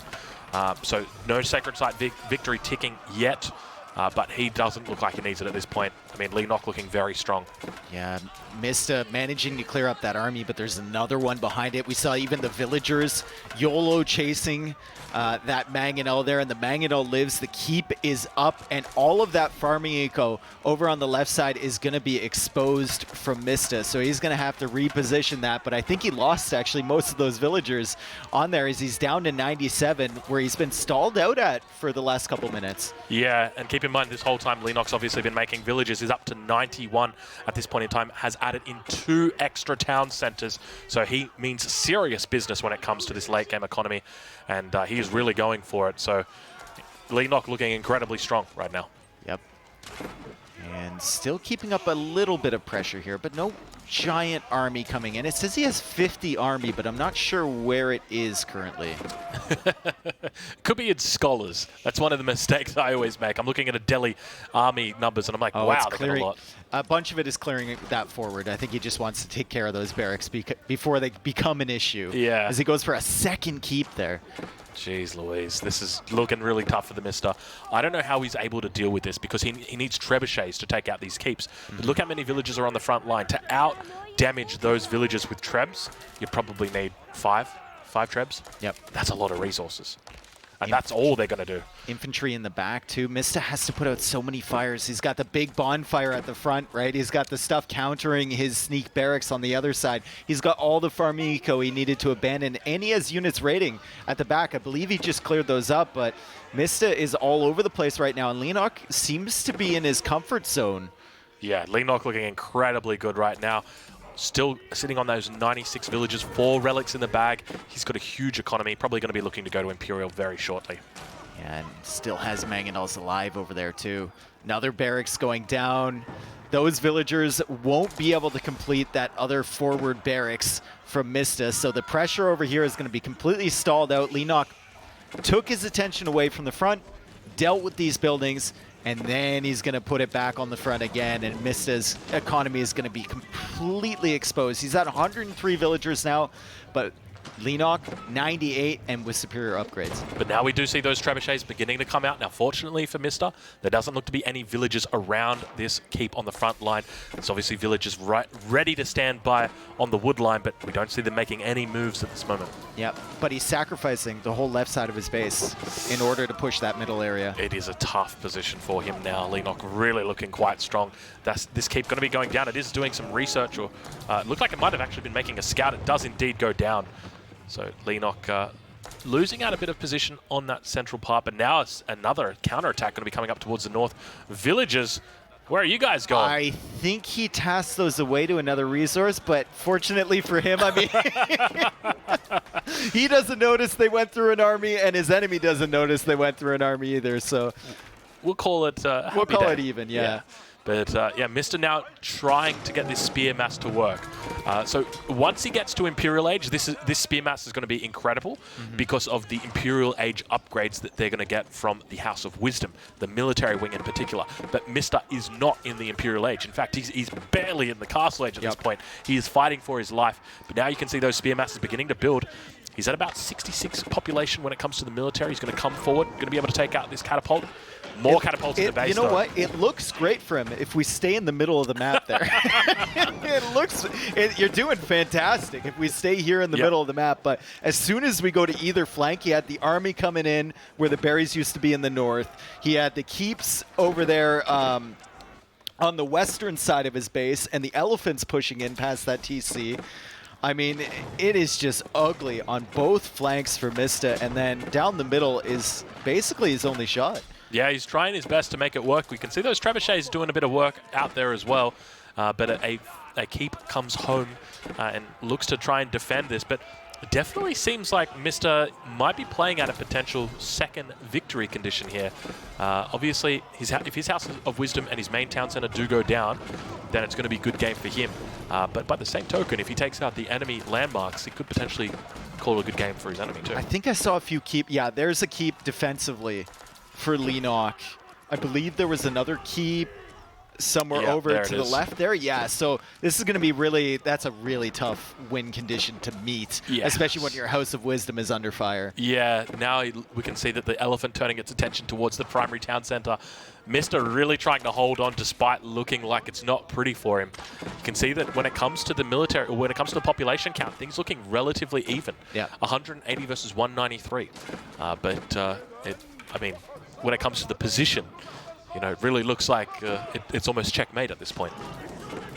Yeah, and Leenock has been putting out these fires, but he's never let it burn him, really. All of the things that Mista have killed, like even that keep in the middle, it's just been kind of an external thing to his base. It's not part of his eco. Yep. The Sacred Site is not necessary, and now there's an attempt to take a fight over here from Mista in the ashes of his old production buildings, and he's going to have to back away because that's 3 mangonels with elephants in front. Don't mess with mangonels. More mangonels coming wait a second, 5 mangonels. Okay, now we're getting towards problem numbers. That is a lot of mangonels. These guys are going to be able to do huge damage. Now we see, looks like the Abbasid meta arm's going to be coming out here as well. That keep going to be going down on the back line. Another keep going to be thrown up here on the front line. We see plenty of villagers out here trying their best to get that out. Springald going to be firing down on the meta arms, and the mangonels are safe. At the same time, in the economy of Mr., it looks like there's elephants rampaging through. 72 vills now. 71 villagers now from Mista. Look at the population difference. Yep. He's lost 80 population in the last 60 seconds. This could be it. I have to say, I do love this strategy from Leenock to lose a keep, and then while you're losing that keep, make one even further forward with like 4 villagers. I'm going to take that one. I'm going to use that one, actually. It is a very bold move, but yeah, I mean, it's still tapping away right now, losing those trebuchets. And keep in mind, those trebuchets, you know, it's such a difficult return on investment when it comes to trebuchets. And I think good game might have been called as we see Mr. put his head in both of his hands, and Leenock with a smile on his face, as good game has indeed been called. 2-1, Leenock victorious. And Mista, I mean, it seemed like the beginning of the game went the way he wanted it to, right? He got the second TC up. He was safe at home, and Leenock just didn't seem concerned at pushing him whatsoever. Yeah. It was incredibly difficult for Mista. And I think coming into this game, that was something that we sort of identified. We realized, obviously, Delhi, an incredibly strong civilization. What does Mista have up his sleeve here? And you could see that there was definitely a plan. But the Delhi, an incredibly strong civilization, and just Leenock managing to use it incredibly well. I love Leenock's confidence in the 1TC play and not feeling like he needed to do damage to the eco from Mista. He got all of it. That was, yeah. There is now a little kid behind the couch looking at me, too, by the way. He's not a little kid. It's the kid that was behind Leenock. I don't know who that is, but he's staring at me as well. So now I have the hippo and the kid. He's quite an accomplished boxer, I'll have you know. You can sit here next time. That's all I'm saying. Look at that stare. So anyway, like I was saying, 1TC for Leenock. No drive to really do eco damage. Capture the sacred sites, and then just get your eco techs in quickly. And his economy, even on one town center, so much more efficient. Yeah. Especially consider the fact that he's securing relics as well, denying them from his opponent. He's got that beautiful gold income just coming in constantly. And then the timing on the second and third TCs too. Exactly. It's the same time, and then just suddenly the eco, it was equal with Mista's, and then he passed him. Yeah, and I mean, I think the great thing about Delhi is that they just have the ability to cover so much range when you're talking about the length of the game. So from the very beginning of the game, I mean, about the 4th minute, 5th minute, Delhi are just the best civ that there is. There's no civ better. Up until about the 25th minute, they are just such a strong civilization. But there we see Leenock, taking the game a little bit longer, but still utilizing that strength from that early stage that is brought in and then overwhelming his opponent, despite the length of the game. So that's how Delhi are strong. Mista still has Delhi. That is a great point. Yeah. Now, you'd probably want to be pulling it out because he's got a number of different maps he's going to be, or not a number, but he's got one map that he's going to be able to choose from here. That was Lipany. We've already played on Dry Arabia. We've already played on Altai, so it leaves him King of the Hill. And Mongols are banned out. Mongols banned out. And Leenock used Mongols first game. Indeed. So for Leenock, he's going to have the Rus, the Chinese. Actually, no, won't be able to use the Chinese. The Chinese, at the moment, what you're seeing on your screen, game number 2 actually isn't in there. Some teething issues, guys, some teething issues. Bear with us. But he won't be able to use the Chinese either. He's going to have access to the Holy Roman Empire, though. Mm-hmm. So we could potentially see that. I suspect on King of the Hill, it's probably going to be a Delhi pick. It'd be kind of crazy not to have the Delhi coming out. I suspect that's going to be the way that it goes. I'm going to go with Delhi versus Holy Roman Empire. Look at that good boy. Look at Look at that good boy. He's such a good boy. I haven't heard him bark once yet. Well, I mean, I still want to leave and go pet the dog. Go on, Dave. I give you permission. No. Nilly would be... No, Nilly wouldn't be good with that. There is nothing in my contract that says can pet dog upon request. Do you think that's his chew toy, or do you think that's Grubby's? Oh, my God. I feel like Grubby wouldn't admit to it, even if it was. That's a good point. So We'll never know. yeah, we can only guess. All right. Well, heading into game number 4, Leenock with match point here. So he's going to be on probably the Holy Roman Empire. In fact, we can go and have a look and see. So let's have a check.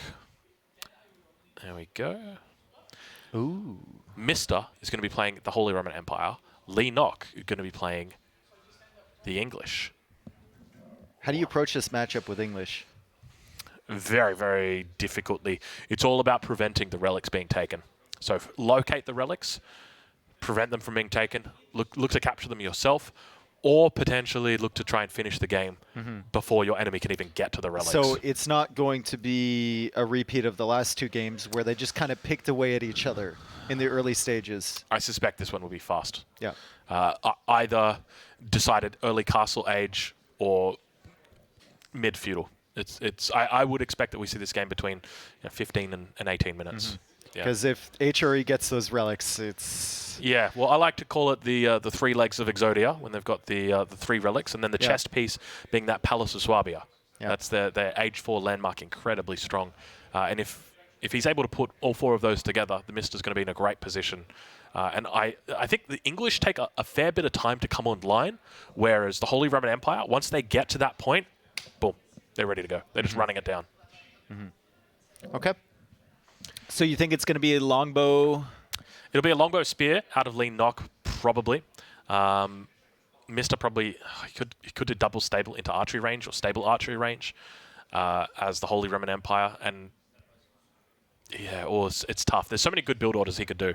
Yeah, he just needs to stay alive long enough to get those relics in. Yeah, that's going to be it. Yeah, but by no means, like Leenock is a pretty smart guy when it comes to defending relics. What we could actually see out of him is. It was a beautiful strategy he did as the Mongols against Holy Roman Empire on Hillendale. He actually placed outposts on every single relic on the map and put a springled emplacement in each of them. And so if any unit would even approach, yeah, that makes one sense. shot. That makes sense, doesn't it? It's a little bit of an eco investment, but would you rather invest that economy into the springled emplacement in the outpost or have your opponent have free gold for the rest of their life? Yeah.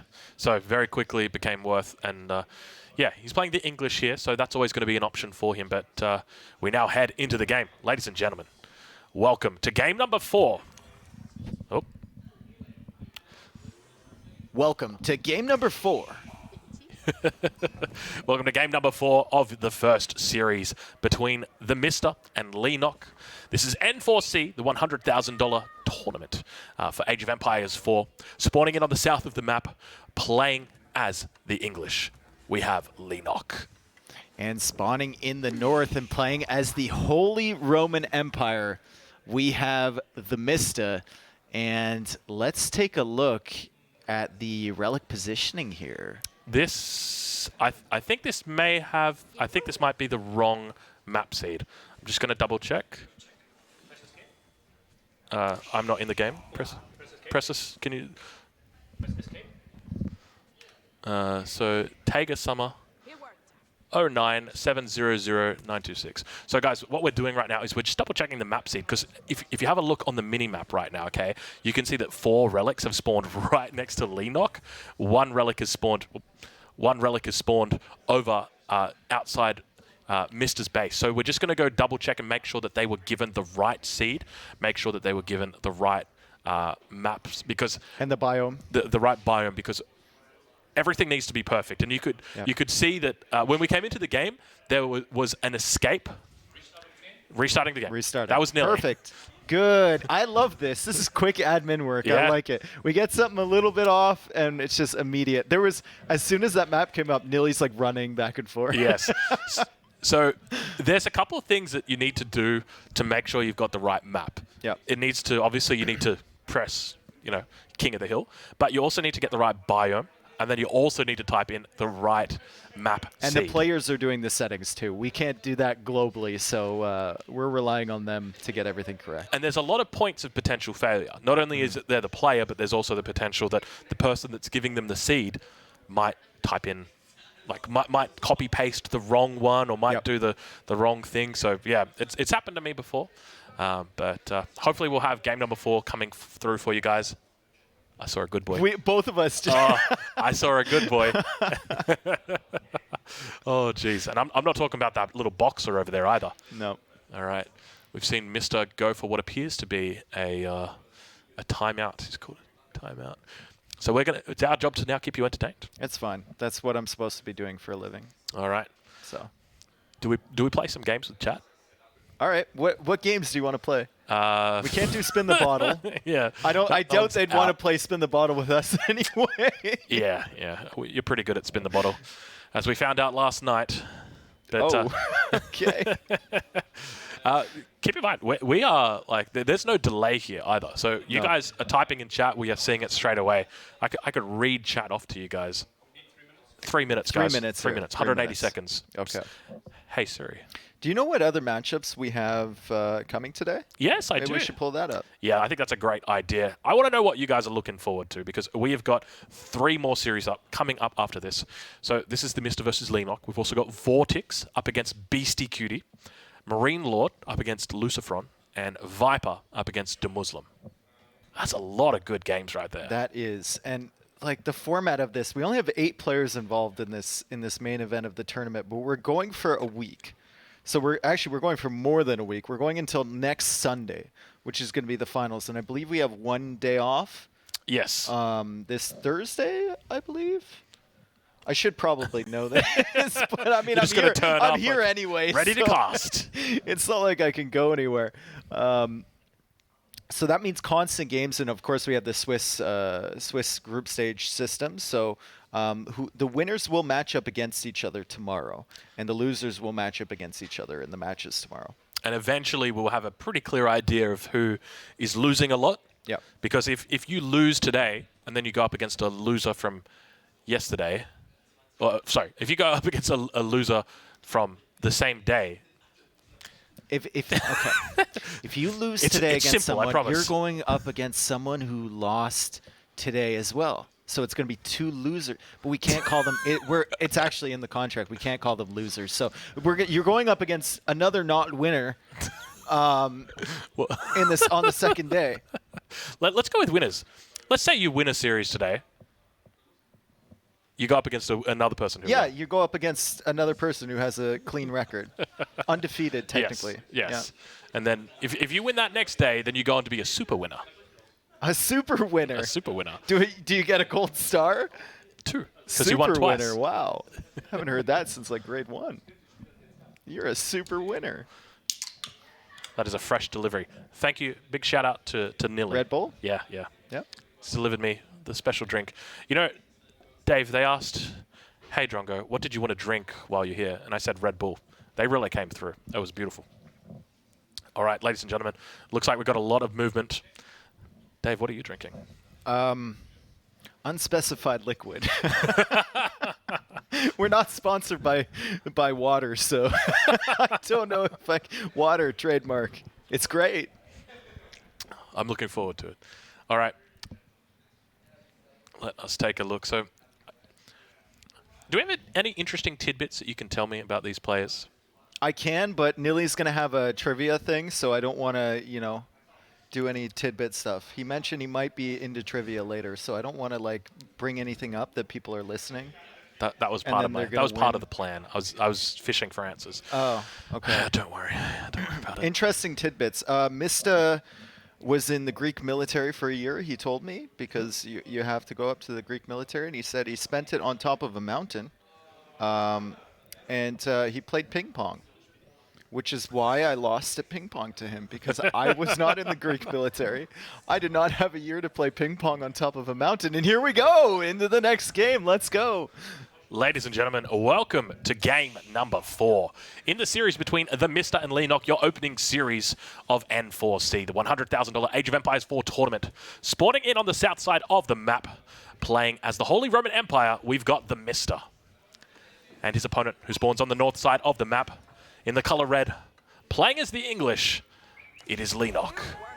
And as we look at the relic distribution here, we can see one of them is closer a little bit to Leenock, but we've got the 2 in the middle that are relative distance. I mean, they might be a little bit closer to him as well, but then we got one really close over there to TheMista. So TheMista will have a relic safely, I think, within his reach. Yeah, definitely one safe relic, but yeah, it feels like those. Now, I will just reiterate, all of these map seeds, they have been established as a map seed that is appropriate for the tournament. So this one definitely seems a little bit favored towards the player on the north side, which in this case is Leenock. So definitely heading into this game, you'd probably have to give him the advantage just based on that. But obviously, you know, TheMista, a lot of his strength is going to be coming in from that first relic that he gets. So once he secures that, he's going to be able to convert that gold into men-at-arms, and then he can use those men-at-arms to then go take out even more relics, look to get all 3 of those relics in, and then potentially up to the Imperial Age. So we'll have to wait. We'll have to see how he plays it. Prelate going to be moving out to the gold mine here. And both of them are over there looking for sheep on the right side, and Leenock has only found one.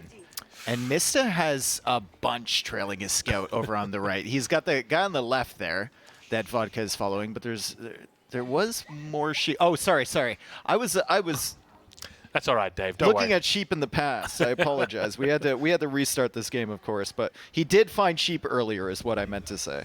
Yes.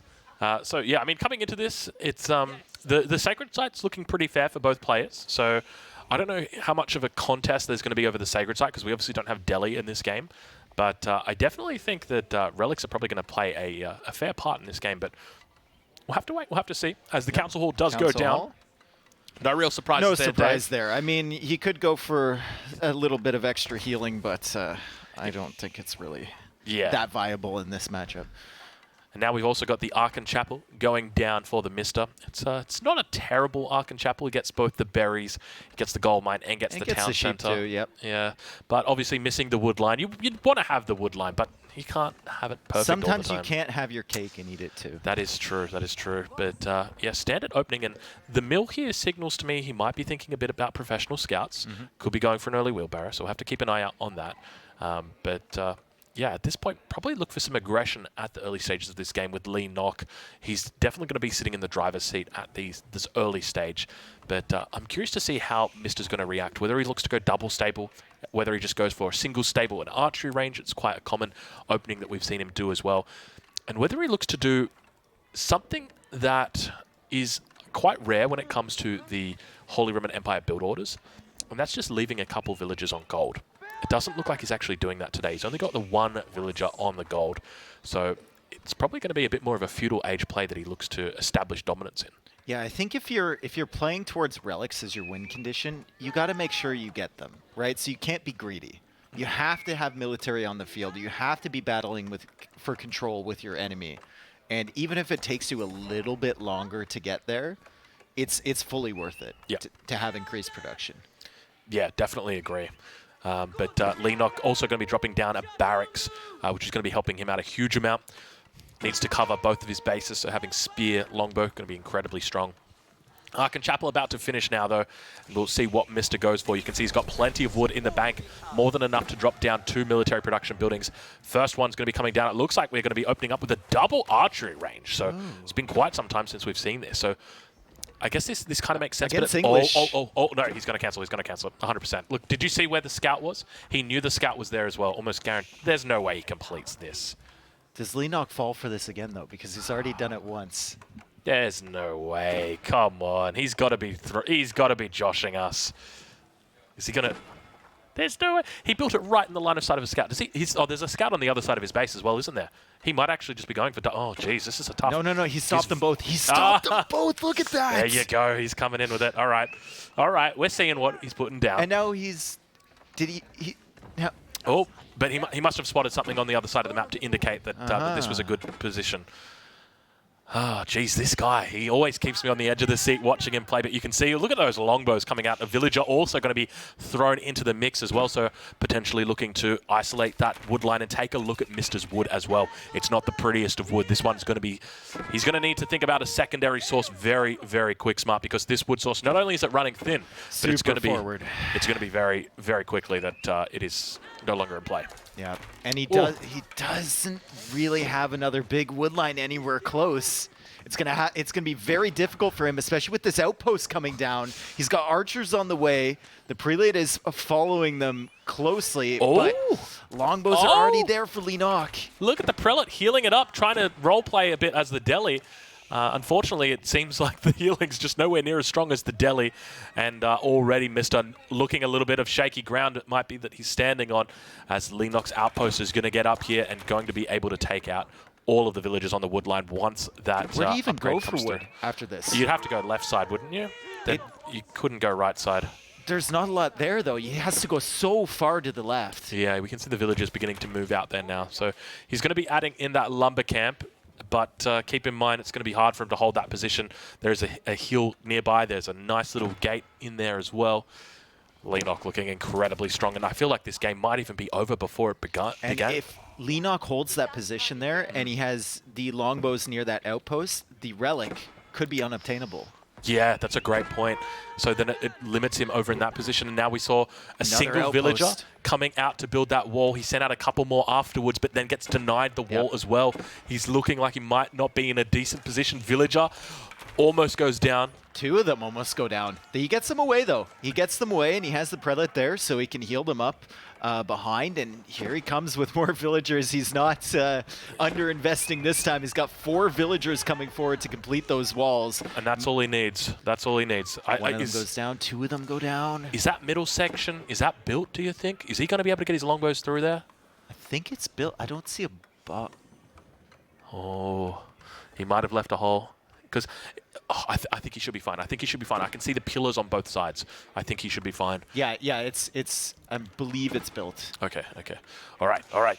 Mr. still manages to keep his head above water for the moment. You can see the villager lead really starting to favor Leenock now. He's up 4 villagers, 5 villagers. A really tough position here for Mr. He is thinking about going up to that castle edge. You can see with 214 gold in the bank, just slowly tapping away at it. Now, it was funny, too, because Leenock had the scout on that gold the entire time. And he could see there was only 1 villager there for Mista. He had it there for like a minute plus. Yeah. This is really well played from Leenock, having the 2 scouts out there. I love the fact that the 2 scouts were in the enemy base. Typically, you'd only see 1 that would be doing loops, and I think that's kind of what he expected. We saw him pull the villagers off the archery ranges, but then throwing them back on. But playing up against the English, going for mass archers, I feel like you're playing the game that you're not going to win. Well, you've got 2 archery ranges, and he's basically got 2 in 1.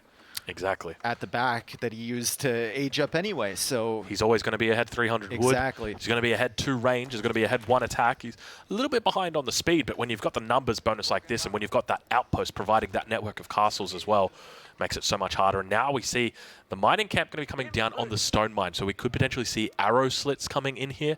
A great technology to help out with these outposts. I doubt that we'd see a second town center come out for Leenock as the English this early. So I suspect it's probably just going to be the arrow slits that come through. Do you think Leenock could go and wall off that entire right side? I think he could, yeah, because definitely. the military is all the way over here on the left. Yeah.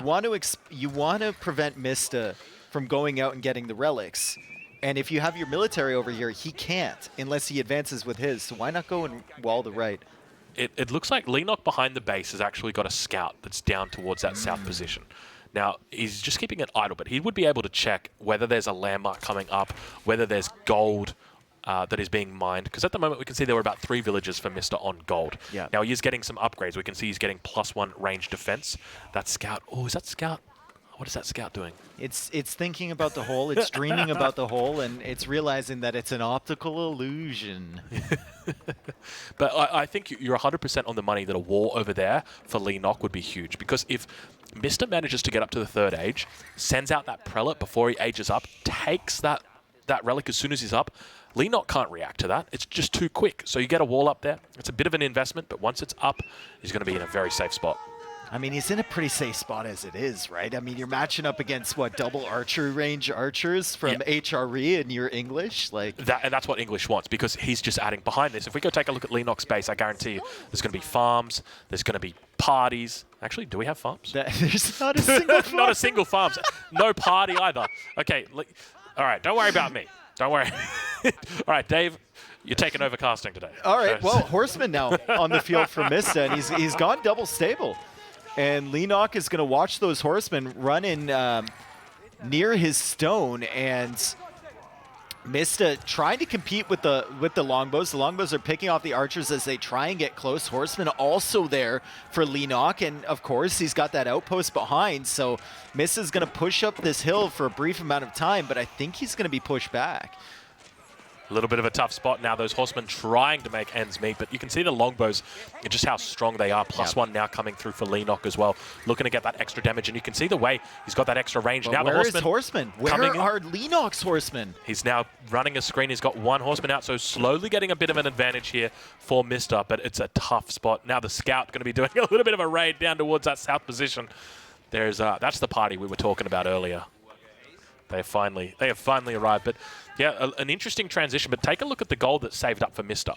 He's sitting up on 700 gold now. We don't see any text coming in. Yeah, and now he goes to the deer. He knows he wants food. He's found looking at his window. food bank, and he's got 9. Yep.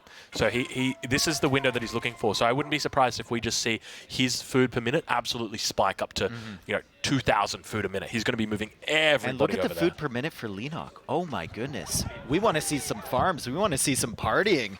As Drongo says in Leenock's economy, is at 195 food per minute. I think he must be dropping some now, right? Surely that should be the next thing Leenock focuses on is his food eco. Yeah, typically in this position, what you'd want to be doing is adding in your farms behind this. So it's a little bit curious that he hasn't put too many farms down at this point. Okay, it's starting to spike up. I think he's, yeah, there we go. There we go. Remember how earlier I was talking about farms in Leenock's base? Those are the farms I'm talking about. Ah. Yes. Ahead of your time. He's also getting horticulture as an upgrade, so looking to do a bit more food resourcing. But significant villager lead at the moment for Leenock. He's up 8 vills. And it's a pretty early stage in the game, so it's going to continue to build up as we go. He also has the wood upgrade, also has wheelbarrow. Yes, he's been pretty good with that kind of stuff, picking up the wheelbarrow early in a lot of his games. But nice little outpost coming down here, and we can see MiSTA still not yet to spike on his food income. Did he just drop a landmark? I saw a whole bunch of food and gold. Oh, I think he did some market trading. Are we able to check and see whether MiSTA's got a market potentially? He does have a market, there it is. Okay, so he did a whole bunch of market trading. He's looking to go up to the next stage. So just obviously not having any food in the bank, and just goes and buys it all. Why not? Makes sense.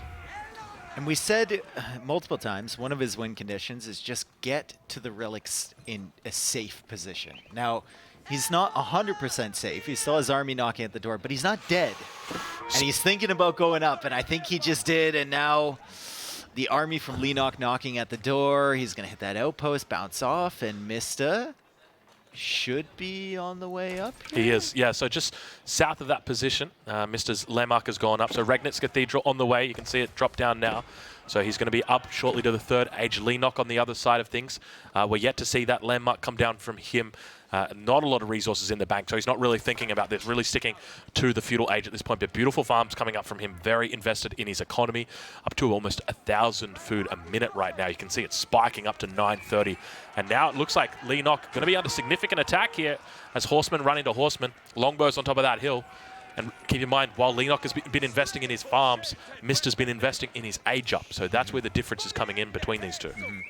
And the food income is now insane for Leenock, like you were mentioning. Up to 1,100 now. After it was at, what, 2 minutes ago? Is that 180? Yeah. And this is just the power of that late English feudal. And now we can see those archers beginning to push out with their +1. MiSTA reaches the castle age. He needs to survive until he gets to knights. You can see he's got double stable in the front of his base. Prelate moving out towards the relic, but a wolf isn't going to be looking to allow that today. Even Gaia getting in on this fight. But speaking of fights, we've got ourselves a little bit of a problem. Villagers under attack. Yep. That's at least 6 vills going down. Leenock saw that notification. He saw the fact that MiSTA is in the next stage, and he's like, ooh. He had to invest a whole lot to get there. Yeah. He's probably hasn't been building military behind this. I've been respecting his military until this point, but now I can push in. Correct. Yeah, that is 100%. And now we see the knight going to be coming out, the first knight of the game. Now, this bad boy does have +1 ranged armor, so he's only going to be taking 2 damage a pop here. So if we look at those archers, how many you reckon are there? How many longbows? I'm going to go with 23. I'm going to go with 22. So about 44 damage It's going to take them about 5 or 6 volleys to actually kill that. Yeah, and he'll get on that wood line, and that's big trouble here for Mista. And I think we've actually seen a clue that that Mista is already tapped out here, as both players are just kind of taking off their headsets now. And I think Leenock's taken this 3-1. There you go, ladies and gentlemen. We have your victor for the first series of the first day of N4C. Leenock taking it over the Mista 3-1. The Korean steamroller steamrolling his way to victory. Yeah, and after Mista took the first victory. Yeah. So that's 3 games in a row for Leenock, and a couple of those games, I mean, the Delhi game, expecting Delhi to win, I think, but the Chinese against English game, no military fights, similar to the game number 3 with Delhi, no military fights, just building up, playing to his game plan, and then getting there and feeling very confident. Yeah, I mean, coming into this, we knew that that Mista and Leenock both going to be incredibly tight when it came to the competitive nature of their play styles, but Leenock just demonstrating incredible control. Really well played, great decision making, identifying I'm going to apply pressure, and it really just comes down to the map. I mean, coming into this, it was King of the Hill. Yeah. Leenock knew, okay, I am playing the English, I'm playing an aggressive civ. Typically on this map, you're not going to have favorable wood lines. It's going to be always pretty bad. And that's exactly what he got. And so it meant that when he's able to go in and take out that first wood line, he turns his attention to the second wood line, and eventually it's going to get to the point where Mista's got no wood that he can access safely. And as soon as Age 3 hit, that's when Leenock hit. And I think Mista maybe with a little bit too many mind games. It's a strength of his, you know, playing his opponent as much as he's playing the game. You can have a conversation with him, and it's immediately apparent. Yep. The game mechanics are as important to him as playing the opponent's mechanics. Correct. And figuring out how they think. And I think going for the double archery range there was a bold is move. getting a little bit too deep, maybe. I think you might be right. Yeah. It was. Yeah, normally in a matchup like that, one of the things that we would see Mista do is even go for a double stable. Yeah. So I'm very curious to know why he didn't do that. At least try and keep the enemy over on his side. But yeah, perhaps he'll look towards tomorrow. Probably be working with a fresh board and be thinking about, you know, the extent that he wants to be mind gaming. But yeah, I mean, well played to both players, but at the same time, Leenock. Congratulations, Leenock. I mean, the first win here. All right, we're going to be turning our attention over towards an interview. Dave, do you mind if I go take Leenock? Yeah, go ahead. Go ahead. All right, I'm going to be doing it. Thank you, everyone, by the way, for tuning into this first series. We've had a ton of fun here so far. I've only been here for a day, but we've got a week plus more of action here as Drongo gets set up right beside. They're sitting really close to each other, actually. They look very, very comfortable over there on the couch. And we'll have a winner's interview after our first best of 5. There we go. G'day, fellas. We're on the victory couch right now, speaking with Leenock. Leenock, you won 3-1. Congratulations. Yes. Thank you. How did you feel you went today? Did you play well? I think it's not well because first time playing another place, Age of Empire. So first 2 game, I set a mistake. My mistake. So third game after, I think not bad. Yeah. In the first game that you played, you were playing as the Mongols. You did a tower rush. You sent out the one villager. Yeah. It died to the archer. Yes. You didn't want to send any more villagers, just the one? I guess, Mr. make spearman. My guess. When I played that before, just thinking, mind game, maybe he will defend the spearman, but he don't make spearman. So, how to do? Little bit, my head breaks. So, just mistake. And if I go to 2 villagers, maybe can make second tower. But I think not this problem. Just to make a ram is bad, I think. And in game number 2, you were playing as the Chinese, and you were playing against his English. Yes. There was a point in that game I was pretty scared for you. Did you always feel like you were in control in that game? Or did you think, oh, I'm a bit scared here. What's going to happen? Actually, when I play in China, Altai, always my opponent choose English. But I feel it's comfortable. I don't know why. I think China better than English. But another where players say the English better than China, so but always I win. So if you guys have confidence, come on. Well, it's great to see your confidence here. Yeah. Now, something a little personal to tell all you guys back there. You guys probably know I've been around gaming for a fair bit of time. Now, Leenock, you used to play StarCraft. Yes. And back in 2010, Leenock was playing on GOM TV.